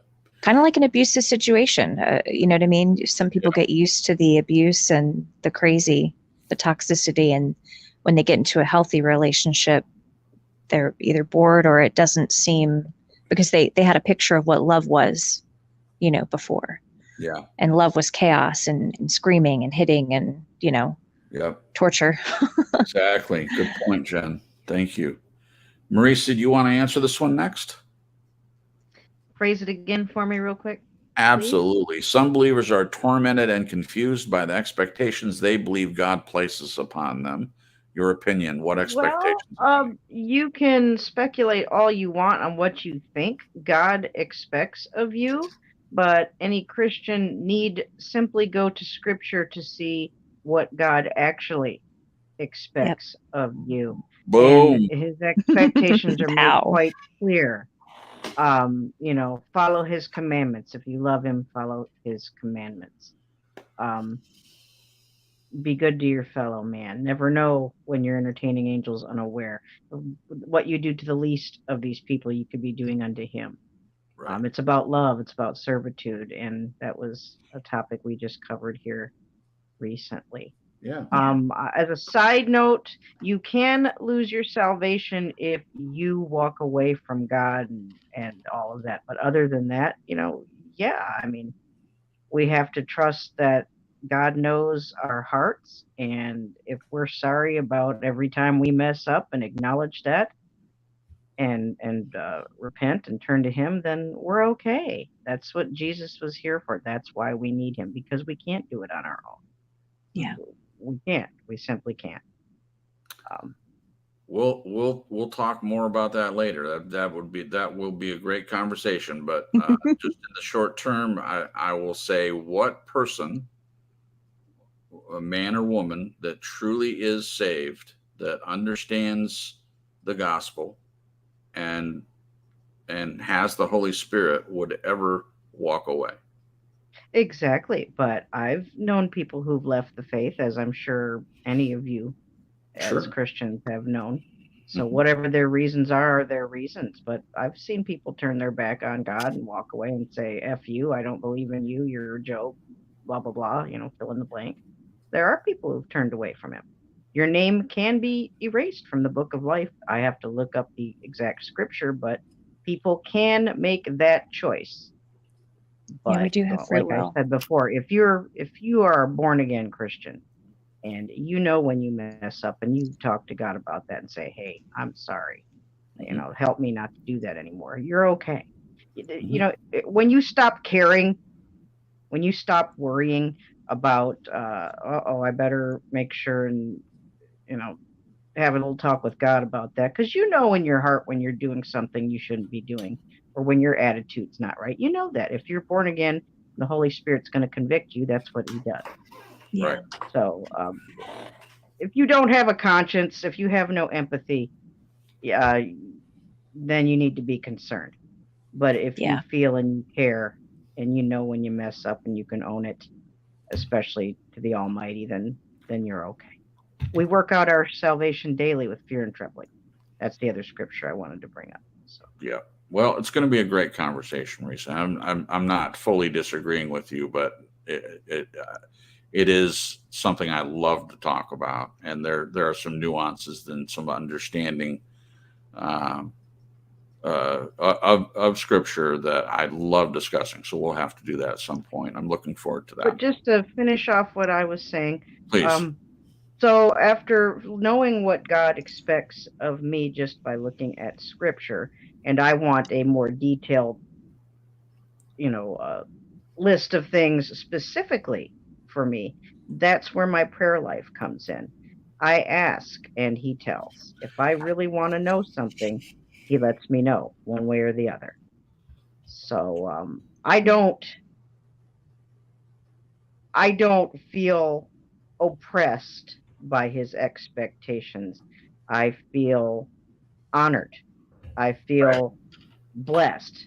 Right. And I know I can't do anything myself. I know I can't do anything worth doing without Right. him helping me. Right. I agree. So that's where I'm at.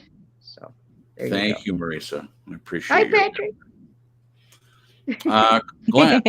So this will be interesting to see how you answer this one. Or we all realize that you don't believe in God. That's okay. Um, but the question is a good one that you can answer from your perspective still. Some believers are tormented and confused by the expectations they believe God placed upon them. Your opinion, what expectations, if any? Truthfully, I can't answer this one, but what I did wonder was when you go to heaven, Crips, do you think you'll talk this much? I I think so. I hope he think talks I'll more. talk more. I think I'll talk more. I think that it may even be that I don't have to use audible words to communicate in someone's mind. Maybe it'll be quicker because I can just get the final point across quickly. Well, there you go. You got a lot to look forward to, but I'm passing on the question. Zing, zing. I love it. I love it. All right, continuing with the dialogue. Glenn says, do you want to float in your life? Do you want to experience the contentment we tend to seek, but only few find? Listener says, no, I desire a directed flow, like riding a surfboard, finding contentment in the ride as the sun shines bright, numb to what I have no control over, like the sharks all around. All right, got it that time. The question after that bit of dialogue is, what does the road to contentment look like? Riding the surfboard, swimming with the sharks, or both? And we'll start with Jen this time. What does the road to contentment look like? Riding the surfboard, swimming with the sharks, or both? I think both. Yeah. I think life is full of surfing the waves and swimming with sharks. And sometimes you can ride the surfboard through shark-infested waters. Sometimes you get tossed in. You kind of scramble. Oh my. Yeah, I definitely think it's both. Yeah, I've just seen that in my own life. I think it's a trap to think that there is this could be an expectation or a thought that you can get to a place in life where it's just riding the waves. You would be quite surprised because life happens. And I know for a believer, it's such a strange thing to be thankful and grateful for the times that you're swimming with the sharks, because those are the times, at least for me, and I think this is for any believer, where God, he's felt more, and you feel closer to him. Not, I think in joy and peace and rest, you feel God, but there's something about going through the hard stuff, at least for me, that has God, it just has completely shown up and is so present, to where you can feel him. And just in your own relationship or my own relationship, because I'm speaking for me, there are the times I've grown closer to God. Mm-hmm. And then even, the gift of retrospect, being able to look back at those hard times and clearly see, like I can look back at memories where I just was horrified and heartbroken and scared out of my wits, and I felt God there. Yeah. But in looking back, there's just this added vision, for lack of a better word, of just seeing God moving, not just in that particular memory, but seeing how he was moving through all these different circumstances and how they're all pieced and linked together to bring me closer to him. And that's just an amazing thing. Beautiful. So I think it's both. Beautiful, Jen. Thank you. We'll go to Glenn next on this one. What does the road to contentment look like? Riding the surfboard, swimming with the sharks, or both, Glenn? I'll keep it short. I think no matter how well you ride the surfboard, at some point you're going to fall off. So you might as well get used to it. Nice. Both. Learn to swim. Gotcha. That's it. Gotcha. And Australia's got lots of those nice creatures for you to swim with. Yeah. Oh, yeah. If the brown snakes weren't bad enough on you land. can't swim with them. Got those great whites out there. Oh, my. That's right. Thank you, Glenn. Marisa, how about you? What does the road to contentment look like? Riding the surfboard or swimming with the sharks, or both? As a Christian, Jesus Christ is the contentment, is the joy, is the peace. Without him, I have none of that. Right. And I believe Bruce Lee said it best when he said, be the water.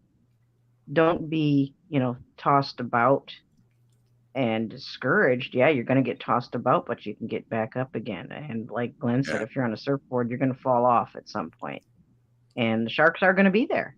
They are going to, you have to accept things for what they are, accept this life for what it is. It's a series of tests, of challenges, of ups, of downs, and just enjoy the ride, enjoy the gift of life, of even being here to experience these things and learn what you can. Yeah.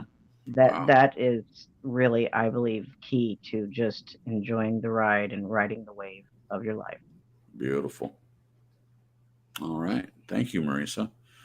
Glenn will be thrilled that my answer will be short. I do agree that it is both swimming with the sharks and riding the surfboard at different times. I like Marisa's answer. I like Jen's answer as well. I too have been in times of great struggle. I've learned a lot from that. I would contend that we don't learn a lot from the mountaintop experiences. I'm not saying we don't learn anything, but what I mean by that is when we're riding the surfboard, we learn more from the swimming with the sharks part. And it's just my opinion based on my own experience. When I've gone through times of struggle, that seems to be the time I learn the most about myself and the world around me. And when things are going really well, I'm not saying I don't enjoy it. I do. I very much enjoy the the sun on my face, using the analogy, riding the surfboard, the feel of the water, the waves, and the thrill of hitting the right wave and going in the shore on the board. All of that is beautiful and wonderful. And it's more about enjoying, I think, than learning. But a lot of the learning comes from the swimming with the sharks part, being in the water. And it is both very much. And I liked Maurice's answer about contentment, and I agree completely. No secondary broadcast on that topic. Contentment, peace, the peace that passes all understanding.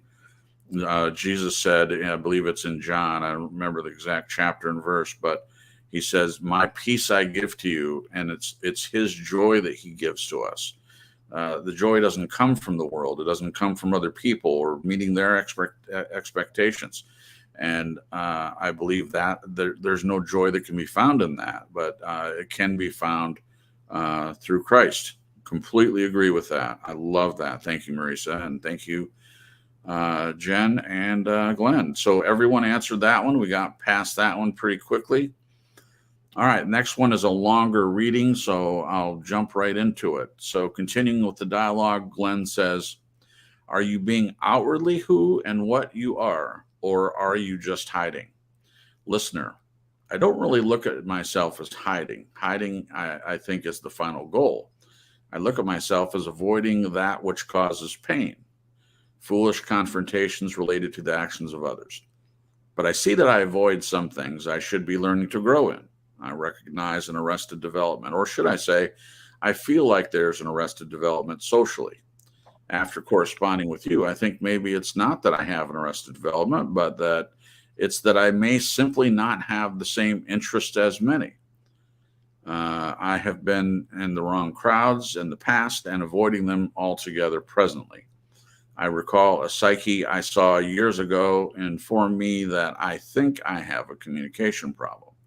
I'm beginning to believe that the neglect trauma just had that impact on me as a kid, that the treatment of my peers growing up embedded in me so deep that it lingered in my thoughts for years. Okay, so based on the comment from the listener, does anyone comment? There's no question with this, so it's a little more open-ended. But what do you say to the listener with all the things that he said? He mentioned several things in this, foolish confrontations from others, this idea of arrested development, and then being in the wrong crowds, and then someone telling him or her that he has a communication problem. Or that he thinks he has a communication problem. Right. What do you think, Jen? I really enjoy how introspective this person is. Yeah. Really thinking through things. Yeah. And I find it interesting that for them right now, the final goal is hiding. Yes, you caught that. Yeah, I understand that. It seems to be, it's like it's lonely, but it's easier and it's less scary. I think when you get to know yourself, you're like, okay, I accept me. Other people don't. That might be true, or it might be how you feel. And it just feels safer. Yeah. Yeah. I really appreciate them sharing this with Glenn and allowing Glenn to share it with us, because there's parts of this that I can relate to. Sure. I think there's parts of it maybe we all can relate to in one way or another. Yeah. And I think the neglect trauma, it's amazing the impact that has on people as adults. And they go through that as kids. It can last a lifetime if you don't do something to heal from that or recover from that. Yeah. I'm amazed at how we as kids translate neglect. It seems to scream at you things about yourself without words ever being said. Wow. You're just kind of left to fill in the blank of what that means, what the neglect means, and why it's there. And that's so unfortunate. It breaks my heart. Yeah, just from personal experience and even talking to other people that have experienced it, it's so traumatizing. Like if I had to pick, I don't know which one's worse, having somebody insulting you outright, a parent or parental figure when you're a kid, or silence, and then what your mind comes up with to fill in the blanks. They're both very tragic and awful. Wow. But that's my comment. Thank you, Jen. Marisa, what about you? You want to comment on what the listener, anything, just whatever. First, I want to shout out to the second Nez Peep who has shown up in our stream tonight, Joe Pesci's Faucet. And believe it or not, he actually I love the name. A faucet from Joe Pesci's now demolished mansion. Oh my goodness! Oh, wow. Cool. Don't believe it? Go look at his channel, and you'll see video where he sees that, the sink that faucet came from. That's awesome. And he's an artist as well. Cool. Hi, Joe Pesci's Faucet. Okay. Let me, before you, sorry to interrupt. Let me, while we're saying hello to Joe Pesci's Faucet, and by the way, welcome. We're glad that you're here. I'll just say a quick hello to Kelly Ann Dean and Janet, who popped in here while we were talking. So thank you. Go ahead, Marisa. Mm-hmm. Yes. Congratulations to the viewer who opened up to Glenn and thusly shared their thoughts with us here.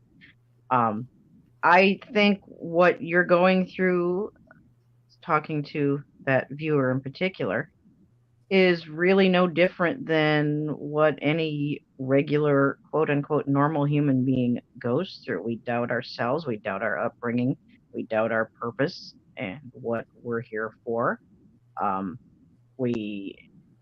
I understand the need to avoid confrontations, but we've got to face that fear at some point because we can learn from those confrontations. Now, I understand there's wisdom in choosing your battles, but when it comes time to stand up for what you believe in, to stand up for someone else, to do the right thing at any given moment, there's going to be a confrontation, and you have to trust that God is going to give you the words to say and the right thing to do in that time. And if you mess up, you learn from that as well. Confrontations are a learning experience. It means you are in disagreement with someone else at its most base level. And there's a whole world full of people who disagree with you on any matter of subjects. So that's a part of our life. And we've got to learn to be okay with that. Now, of course, conflicts that are senseless, like violence and things like that, certainly avoid those when you can. Yeah. But even if you can't, there's when that's the opportunity to learn how to defend yourself physically. Take those martial arts classes. Take self-defense. Right. Learn how to use a weapon or a firearm, so you don't have the excuse that you don't know how to defend yourself should that need arise. You have choices and options. So, and in doing those things, you'll learn more about yourself and what your place is here in this life. Thanks for sharing those thoughts with us, viewer. Thank you, Marisa. Glenn, what about you? Do you have any comments you want to make about the listeners' comments?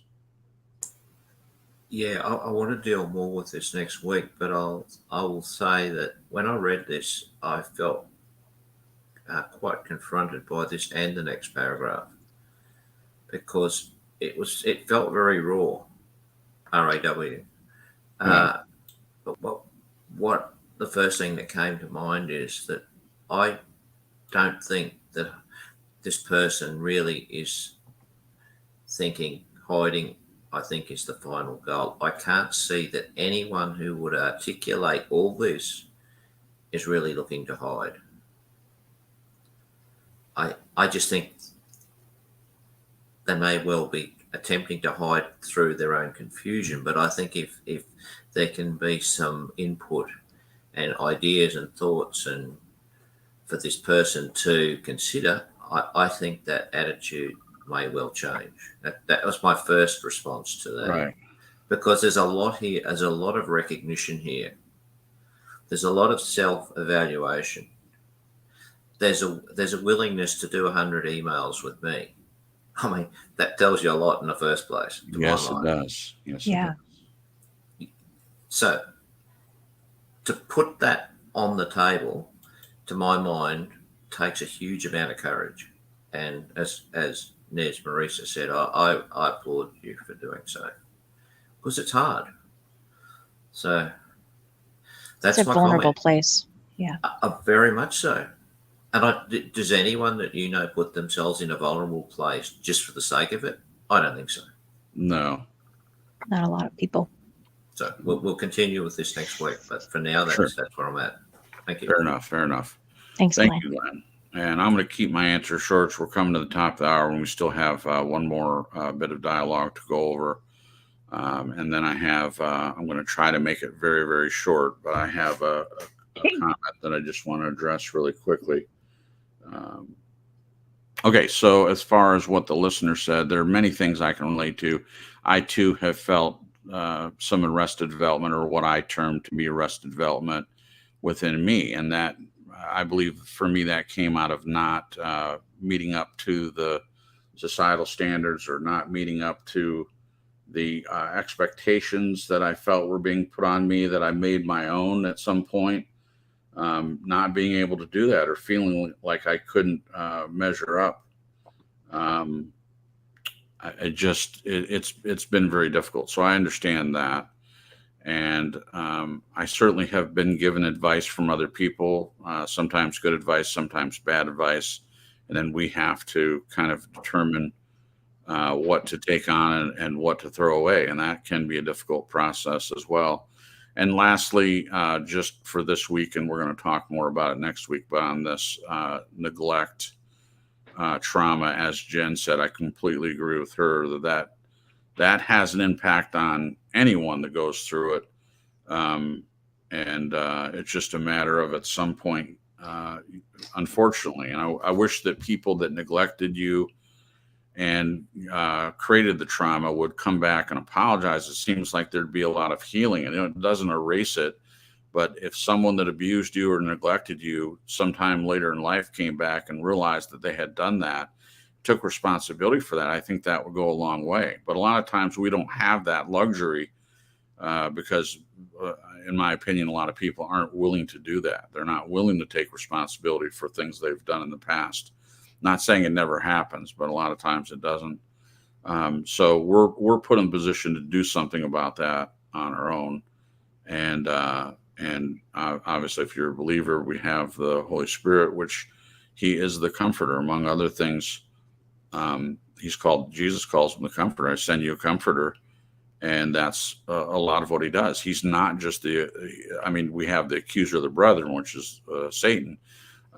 He's not just here to show you what you're doing wrong at all. He's here to comfort us and help us walk through this very difficult life. So I look forward to talking more about some of this next week and in the series that's coming up. But I'll keep my comments limited to that. I just wanted to really quickly. Janet made a comment. I'm going to put it up on the screen, and I'm not opening a can of worms here. I just want to address this really quick. She says goodbye to Nez, and then she says, we share the same belief that you are free to depart from the faith. It's been a very dangerous position to have on YouTube, where I have been called every wicked word by saying it. I don't think that you're referring to me. I would never say anything wicked about you or anything derogatory. I wouldn't attack you about this or any other thing for that matter. You have called me out for saying something not anywhere near as bad as wicked or anything like that, but certainly just my terminology. This has been a couple of years ago, and I remain eternally grateful that you were willing to do that, because the way I worded it, I needed to be more careful about that. And since then, I believe I have done that. I repented of that behavior, even though I didn't mean to say anything hurtful in the way that I worded, or the way I said that. It meant a lot to me. And like I said, I know you're not referring to me, but I just want to make this very clear. On this broadcast, this is not just me. This is Jen and Marisa and Glenn, and we have different beliefs sometimes. And I have preached this on this broadcast over and over and over again. The thing that irritates me most about so-called Christian people is their inability to take different opinions with grace and with love and have a conversation about it. So when I said to Marisa, I would like to talk more about that, it's not to change her mind. It's not to say anything evil about her or call her out or anything like that. It's because I enjoy talking about it. I might have a different view. She might have a different view than me, and we can disagree. At least at this point, I feel like we can disagree about something and not ruin anything. And I don't have to say any nasty names to her. And as I've said to you, Janet, I feel like it's horrible that you have gone through this.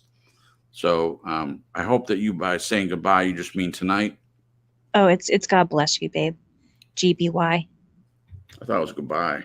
Nope, I thought that too until Janet gave me the heads up. Okay, I didn't want to jump the gun here, but I just wanted to make sure that by me saying that I want to talk more with Marisa about that you weren't thinking that that I was making a point about that, or it was going to cause any issues, because it's not. At least on my end, it's just something I want to talk more about. That's all.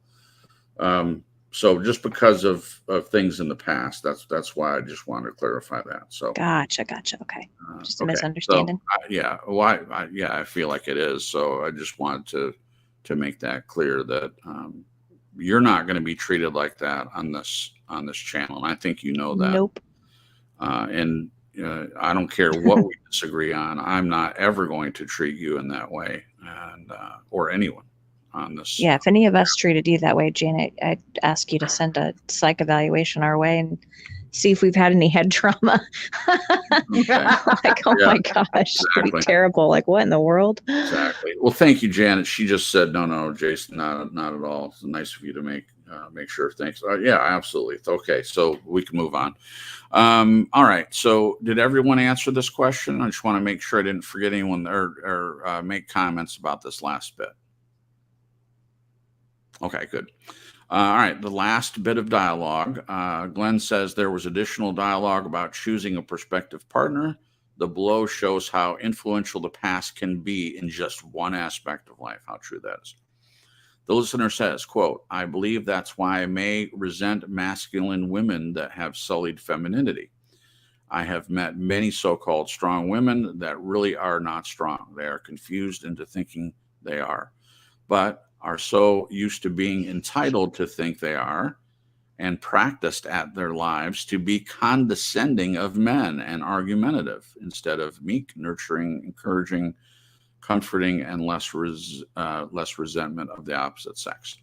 One encouraging thing I have grown to learn is that I do see the difference. I see plenty of men that don't even get it.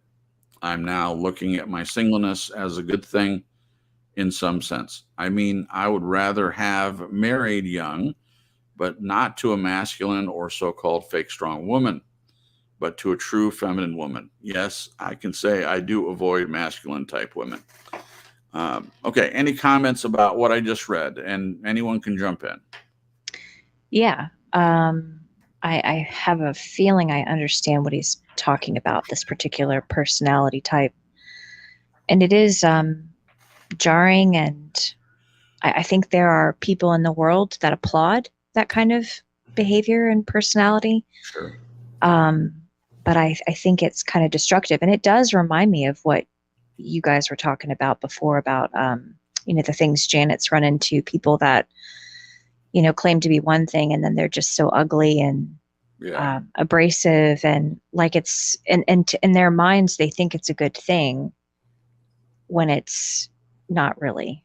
I think there's a lot of strength and courage and people that are meek and kind and loving, especially in the world today, Right. It seems to be the status quo to be the type of woman that just runs over men and, demands equality and just all this stuff. I don't know. Just you do know. I see where they're coming from. Yeah. It's like, yikes. And it just seems so obvious to me. I'm being judgmental. Sorry, God. I think you're judging a proper thing. I'm like, oh no. I think there are people that look at that and they're like, applauding it. And there's other people that it just is sad. People don't have to go to those lengths to be heard or understood or accepted, or there are many other ways to be strong other than being abrasive and Right. hating men, and Right. it's unfortunate. I agree. Thank you, Jen. I'll be really quick with this. I would say it appears to me that there is some pressure from society because of not getting equal pay and, at some point not having the right to vote. I mean, there have been times throughout history that women have been nothing more than being owned a piece of property, much like slaves were for a while here in this country and elsewhere. And they haven't been given the rights and things that I believe we should all have.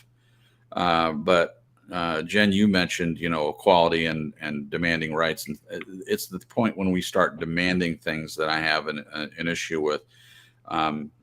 I believe that God gives us certain rights, and in our Constitution it says, God given. I'm paraphrasing here, but inalienable rights that we've been given by our Creator. We have been given certain rights by our Creator, but it has nothing to do with demanding anything.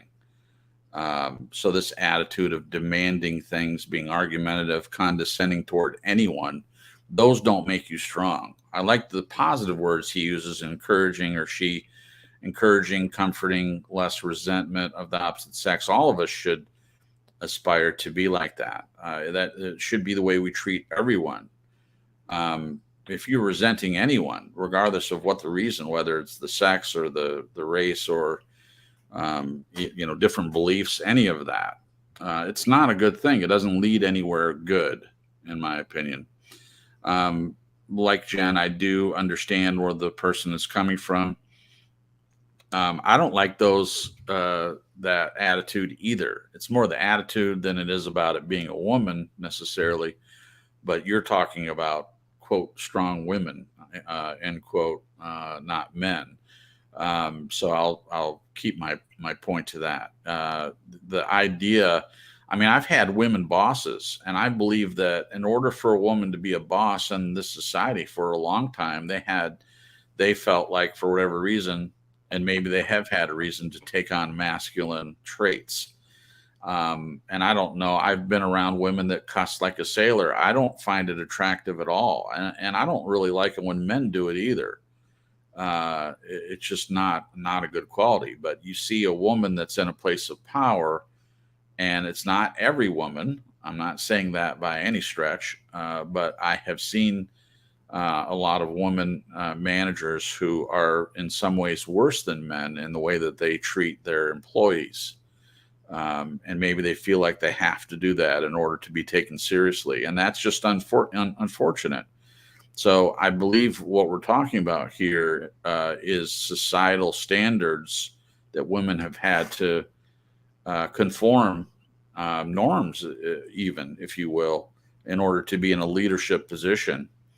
And that has distorted these ideas and these roles. And to the point of there being resentment for the idea of a woman being a wife, being a stay-at-home mom. You have militant lesbian women calling out people in articles and yelling at women that say, I just want to be a mom. Well, what's wrong with being a mom? What's wrong with being a stay-at-home mother or homeschooling or any of that? So I think that he's right to point out, or he or she is right to point out this problem in society. And I would agree that it is an issue. And I also agree. I also don't. I also avoid masculine type women to be in a relationship. Are you sure you repeated that 3 times? Frankly, yeah, I was being careful. Frankly, oh, okay.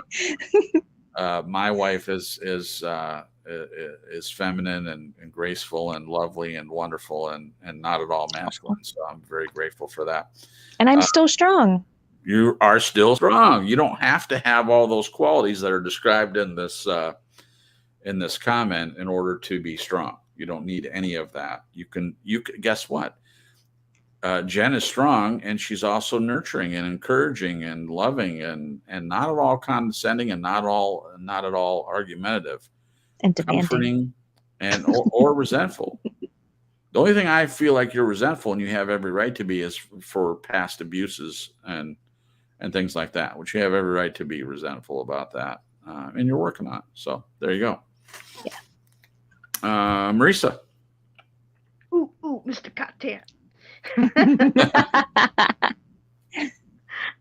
You just said what I wanted to say about all of that, and just because a woman considers herself strong doesn't necessarily mean that she's going to act like a militant lesbian or anything like that, and any resentment in anyone's heart, and a lot of that behavior of the men hating womanist movement, that's born out of hatred, and that's born out of abuse, and that's born out of misinformation.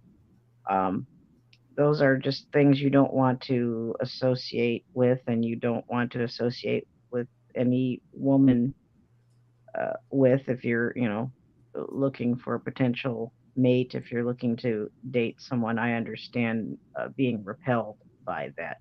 And that repulsion, I believe, is because that's against the way God made us as women.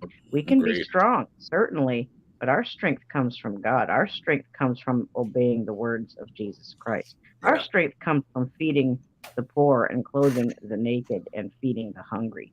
Our strength comes from visiting those in hospital and in prison.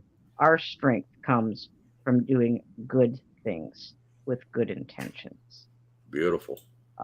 And I believe, just like not just women, but anybody in a position of power, they can be corrupted by that and behave in a very negative and dark place.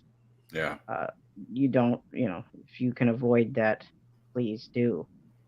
But yeah, you can be a strong woman. A strong woman is the one who runs to God first and uses him as her foundation, as her shield, as her strength. He's your strength. Lovely. You don't have to dress like a man and act like a man and have sex with women, with other women to prove that you're just as good as a man. Right. I got news for all these women. You're not just as good as a man. Why? Because you're not a man. I think that there's a spirit of confusion that is on women like that they really have that crisis within themselves as to who and what they are and what they should be and what God made them to be. Yeah. So yeah, I understand that aversion. I don't care for people of either, and for men who want to act like women. I'm just as averse to the women acting like men as the men acting like women, because it's wrong. It's not natural. Right. They're not being true to who they are. Well, that's what it comes down to, isn't it? Yeah, I mean, I agree with everything you're saying, Marisa. Biblically speaking, and everything you said was right on. What it comes down to, though, is them not being who they're made to be, as you said. I completely agree with that, and acting other than who they're made to be when they're trying to be someone else, and that ties into every question we've asked tonight. You're trying to be something other than who you are, and what that leads to. What if it is who they are? Sorry, I didn't mean to throw a wrench in the works. If you say that, then you're also willing to say that God made them that way. Did God make people to have women acting like men? Did God create men to act like women? I'm going to have to say no from a and I don't mean that. I mean people being like loud and abrasive, and I mean I know people are taught to be that way, through. But I what think if that's an issue of discipline. I think if you pay attention and learn lessons in your life, you're going to tone it down. You're going to mellow out as you get a little bit older. I think a lot of the language and the abrasiveness develops in youth, is accepted by the youth, and a lot of people never grow up enough to grow out of that nonsense. That's a good point. And they're surrounded by people that encourage it. Exactly. Yeah. Okay. Hmm. All right. Glenn, what's your comment about the listener's comment? Yeah, I'm probably on a bit of a different page to you guys with this one. That's okay. The first thing I thought was that this is feels to me to be a very huge impediment, if you like, to going into the world and finding or having someone you can relate to come to you. This just seems very ingrained in attitude. That's yeah. Um, I think it's pretty common knowledge that I'm attracted to strong women, but I think I'm attracted to a strong woman that tempers everything she does with wisdom. If you have no wisdom, to my mind, well, what's the point? I'm not attracted to them. Right. I think a lot of women feel they need to be strong in order to just be treated as an equal. Yeah. That's So, sort and I also think that both men and women should be encouraged to have components of both masculinity and femininity. I mean, I think from my perspective as a man, Sandra says to me, "You're emotionally feminine and sexually male." Well, I took that as a compliment. I'm Right. not that, and I'm heterosexual, but I think I think sometimes the biblical angles of this make it too simple. Not what you want to be. All that. Why can't we be just who we are? I'm not going to say that I should suppress my feminine component because someone thinks I'm gay. I don't care what they think. To me, it's irrelevant. So all I can say is from the listener's point of view, and I want to carry this forward next week, okay. is that I think each person, man or woman, has an entitlement to be treated respectfully. Right. And if a potential partner is not prepared to do that, you shouldn't be in that situation. Simple as that. Sure. So, Agreed. I could go on, but as I said, I'm going to hold it. But Okay. Yeah. Thanks a lot. Yeah. Thank you, Glenn. Thank you, Glenn. I'll just Well say done. I'll just say really briefly. I will enjoy talking about this more. One of the things you said, I feel like it. God made us to be a balance. The attributes of a man and a woman, and it's not just about the attributes being a woman or a man. It should be some of the attributes that we have as a balance should be in all of us. Some of the ones that the listener mentioned, we should all be that. As I said when I was making my comment, being nurturing. Why is it just women that need to be nurturing? I think men should be that as well, especially as a father figure. If they're not nurturing to their kids, if they're not able to learn how to do that, I mean, what do single dads do? There's no woman present, so they better learn how to do that, in my opinion, if they don't know how. Particularly the listener commented encouraging and comforting. Why is it just the women that need to do that? I think men need to do that as well. So I'm sure you didn't mean it like that, Glenn, but I agree with you from that perspective.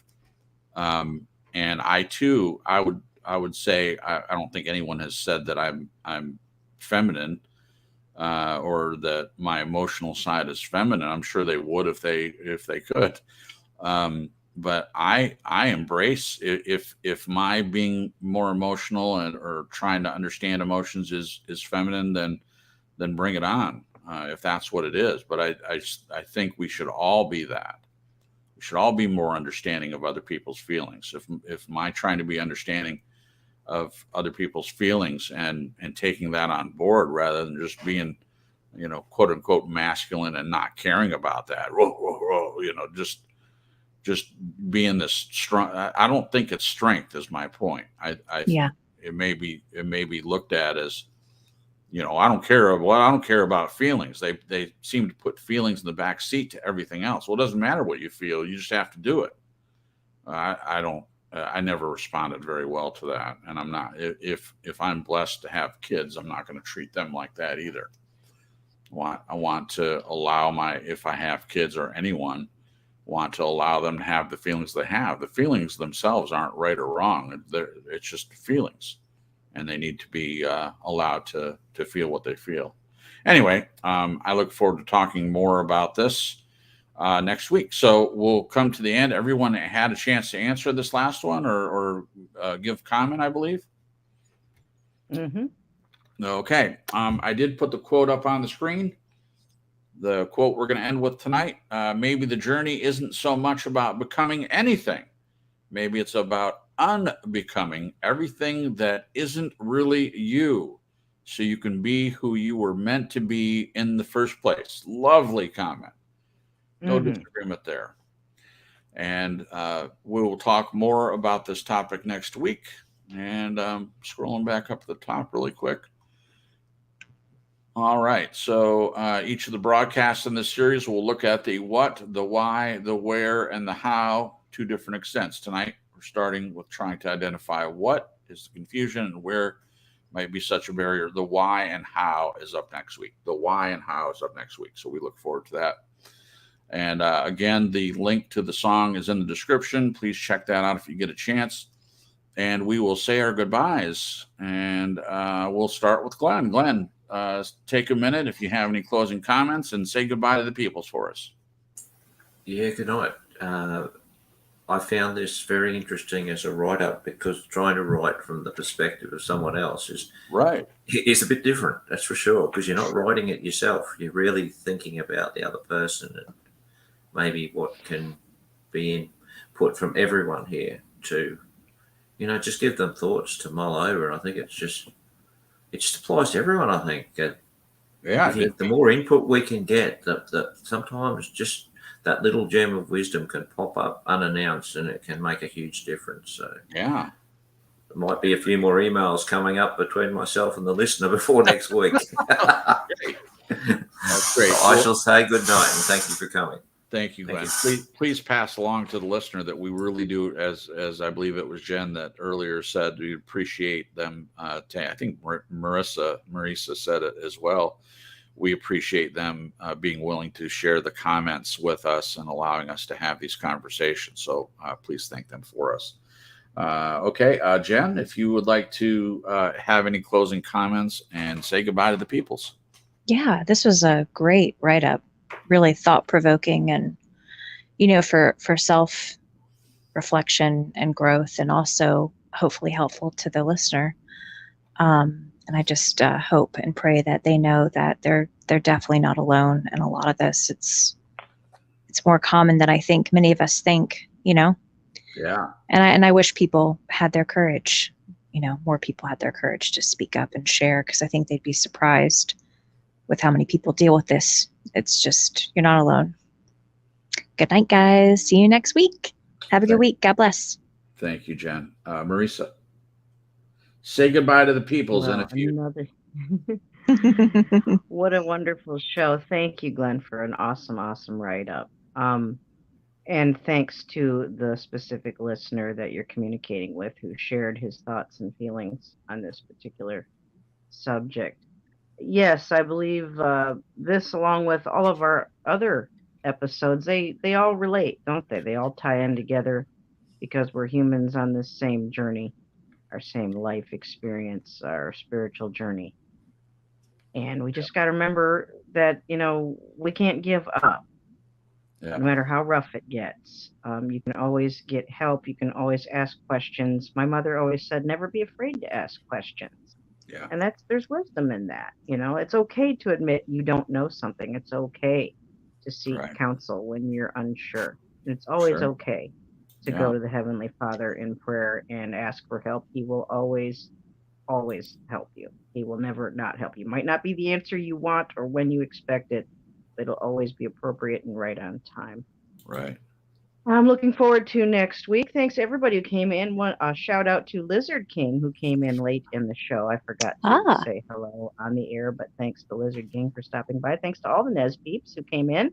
Thanks to Star Minimal and to Joe Pesci's Faucet. Thank you so much. More and more Nez peeps coming in. I'm very happy about that. Love it. Thank you, Glenn, for a wonderful write-up. Looking forward to next week. Please share it out on your social media. Tell others about it. Let's get more people in here for our next episode of True Story Live, coming up next Sunday at 8 p.m. Eastern Standard Time. True Story Live with Jen, Jason, Glenn, and yours truly. I love you guys. God bless. Good night. I love it. Thanks, guys. I'll leave it with that. That's the perfect way to end. I'll just say goodbye, everyone, as well. And we'll see you guys next week. And thank you for listening to True Story Live. And again, thank you. I'll just say one more thing. As Kellyanne had shared something real quick. She says Memorial Day is really hard on me. I lost my dad on Memorial Day 21 years ago. It's still hard. He was my best friend. And then I lost my angel dog from cancer the next day. My heart is broken. I'm sorry about that, Kellyanne. I just wanted to say we all probably have experienced loss, but it's never easy. We're glad that you decided to share tonight with us. I realize Memorial Day is tomorrow, but we'll be thinking about you tomorrow and just pray that something wonderful happens to help with that. Nothing can bring a person or a beloved pet back or anything like that, but maybe something wonderful will happen. I'll pray to that end. Thank you again to all the new people that came over from Nez's channel. Thank you for sharing that out. And we love you guys, and I hope the rest of your 3-day weekend, if it is one for you, goes well. And we'll see you next Sunday night, 8 p.m. Eastern Standard Time, or Eastern Daylight Time, whatever they call it. See you next week. Thank you for joining. Bye-bye.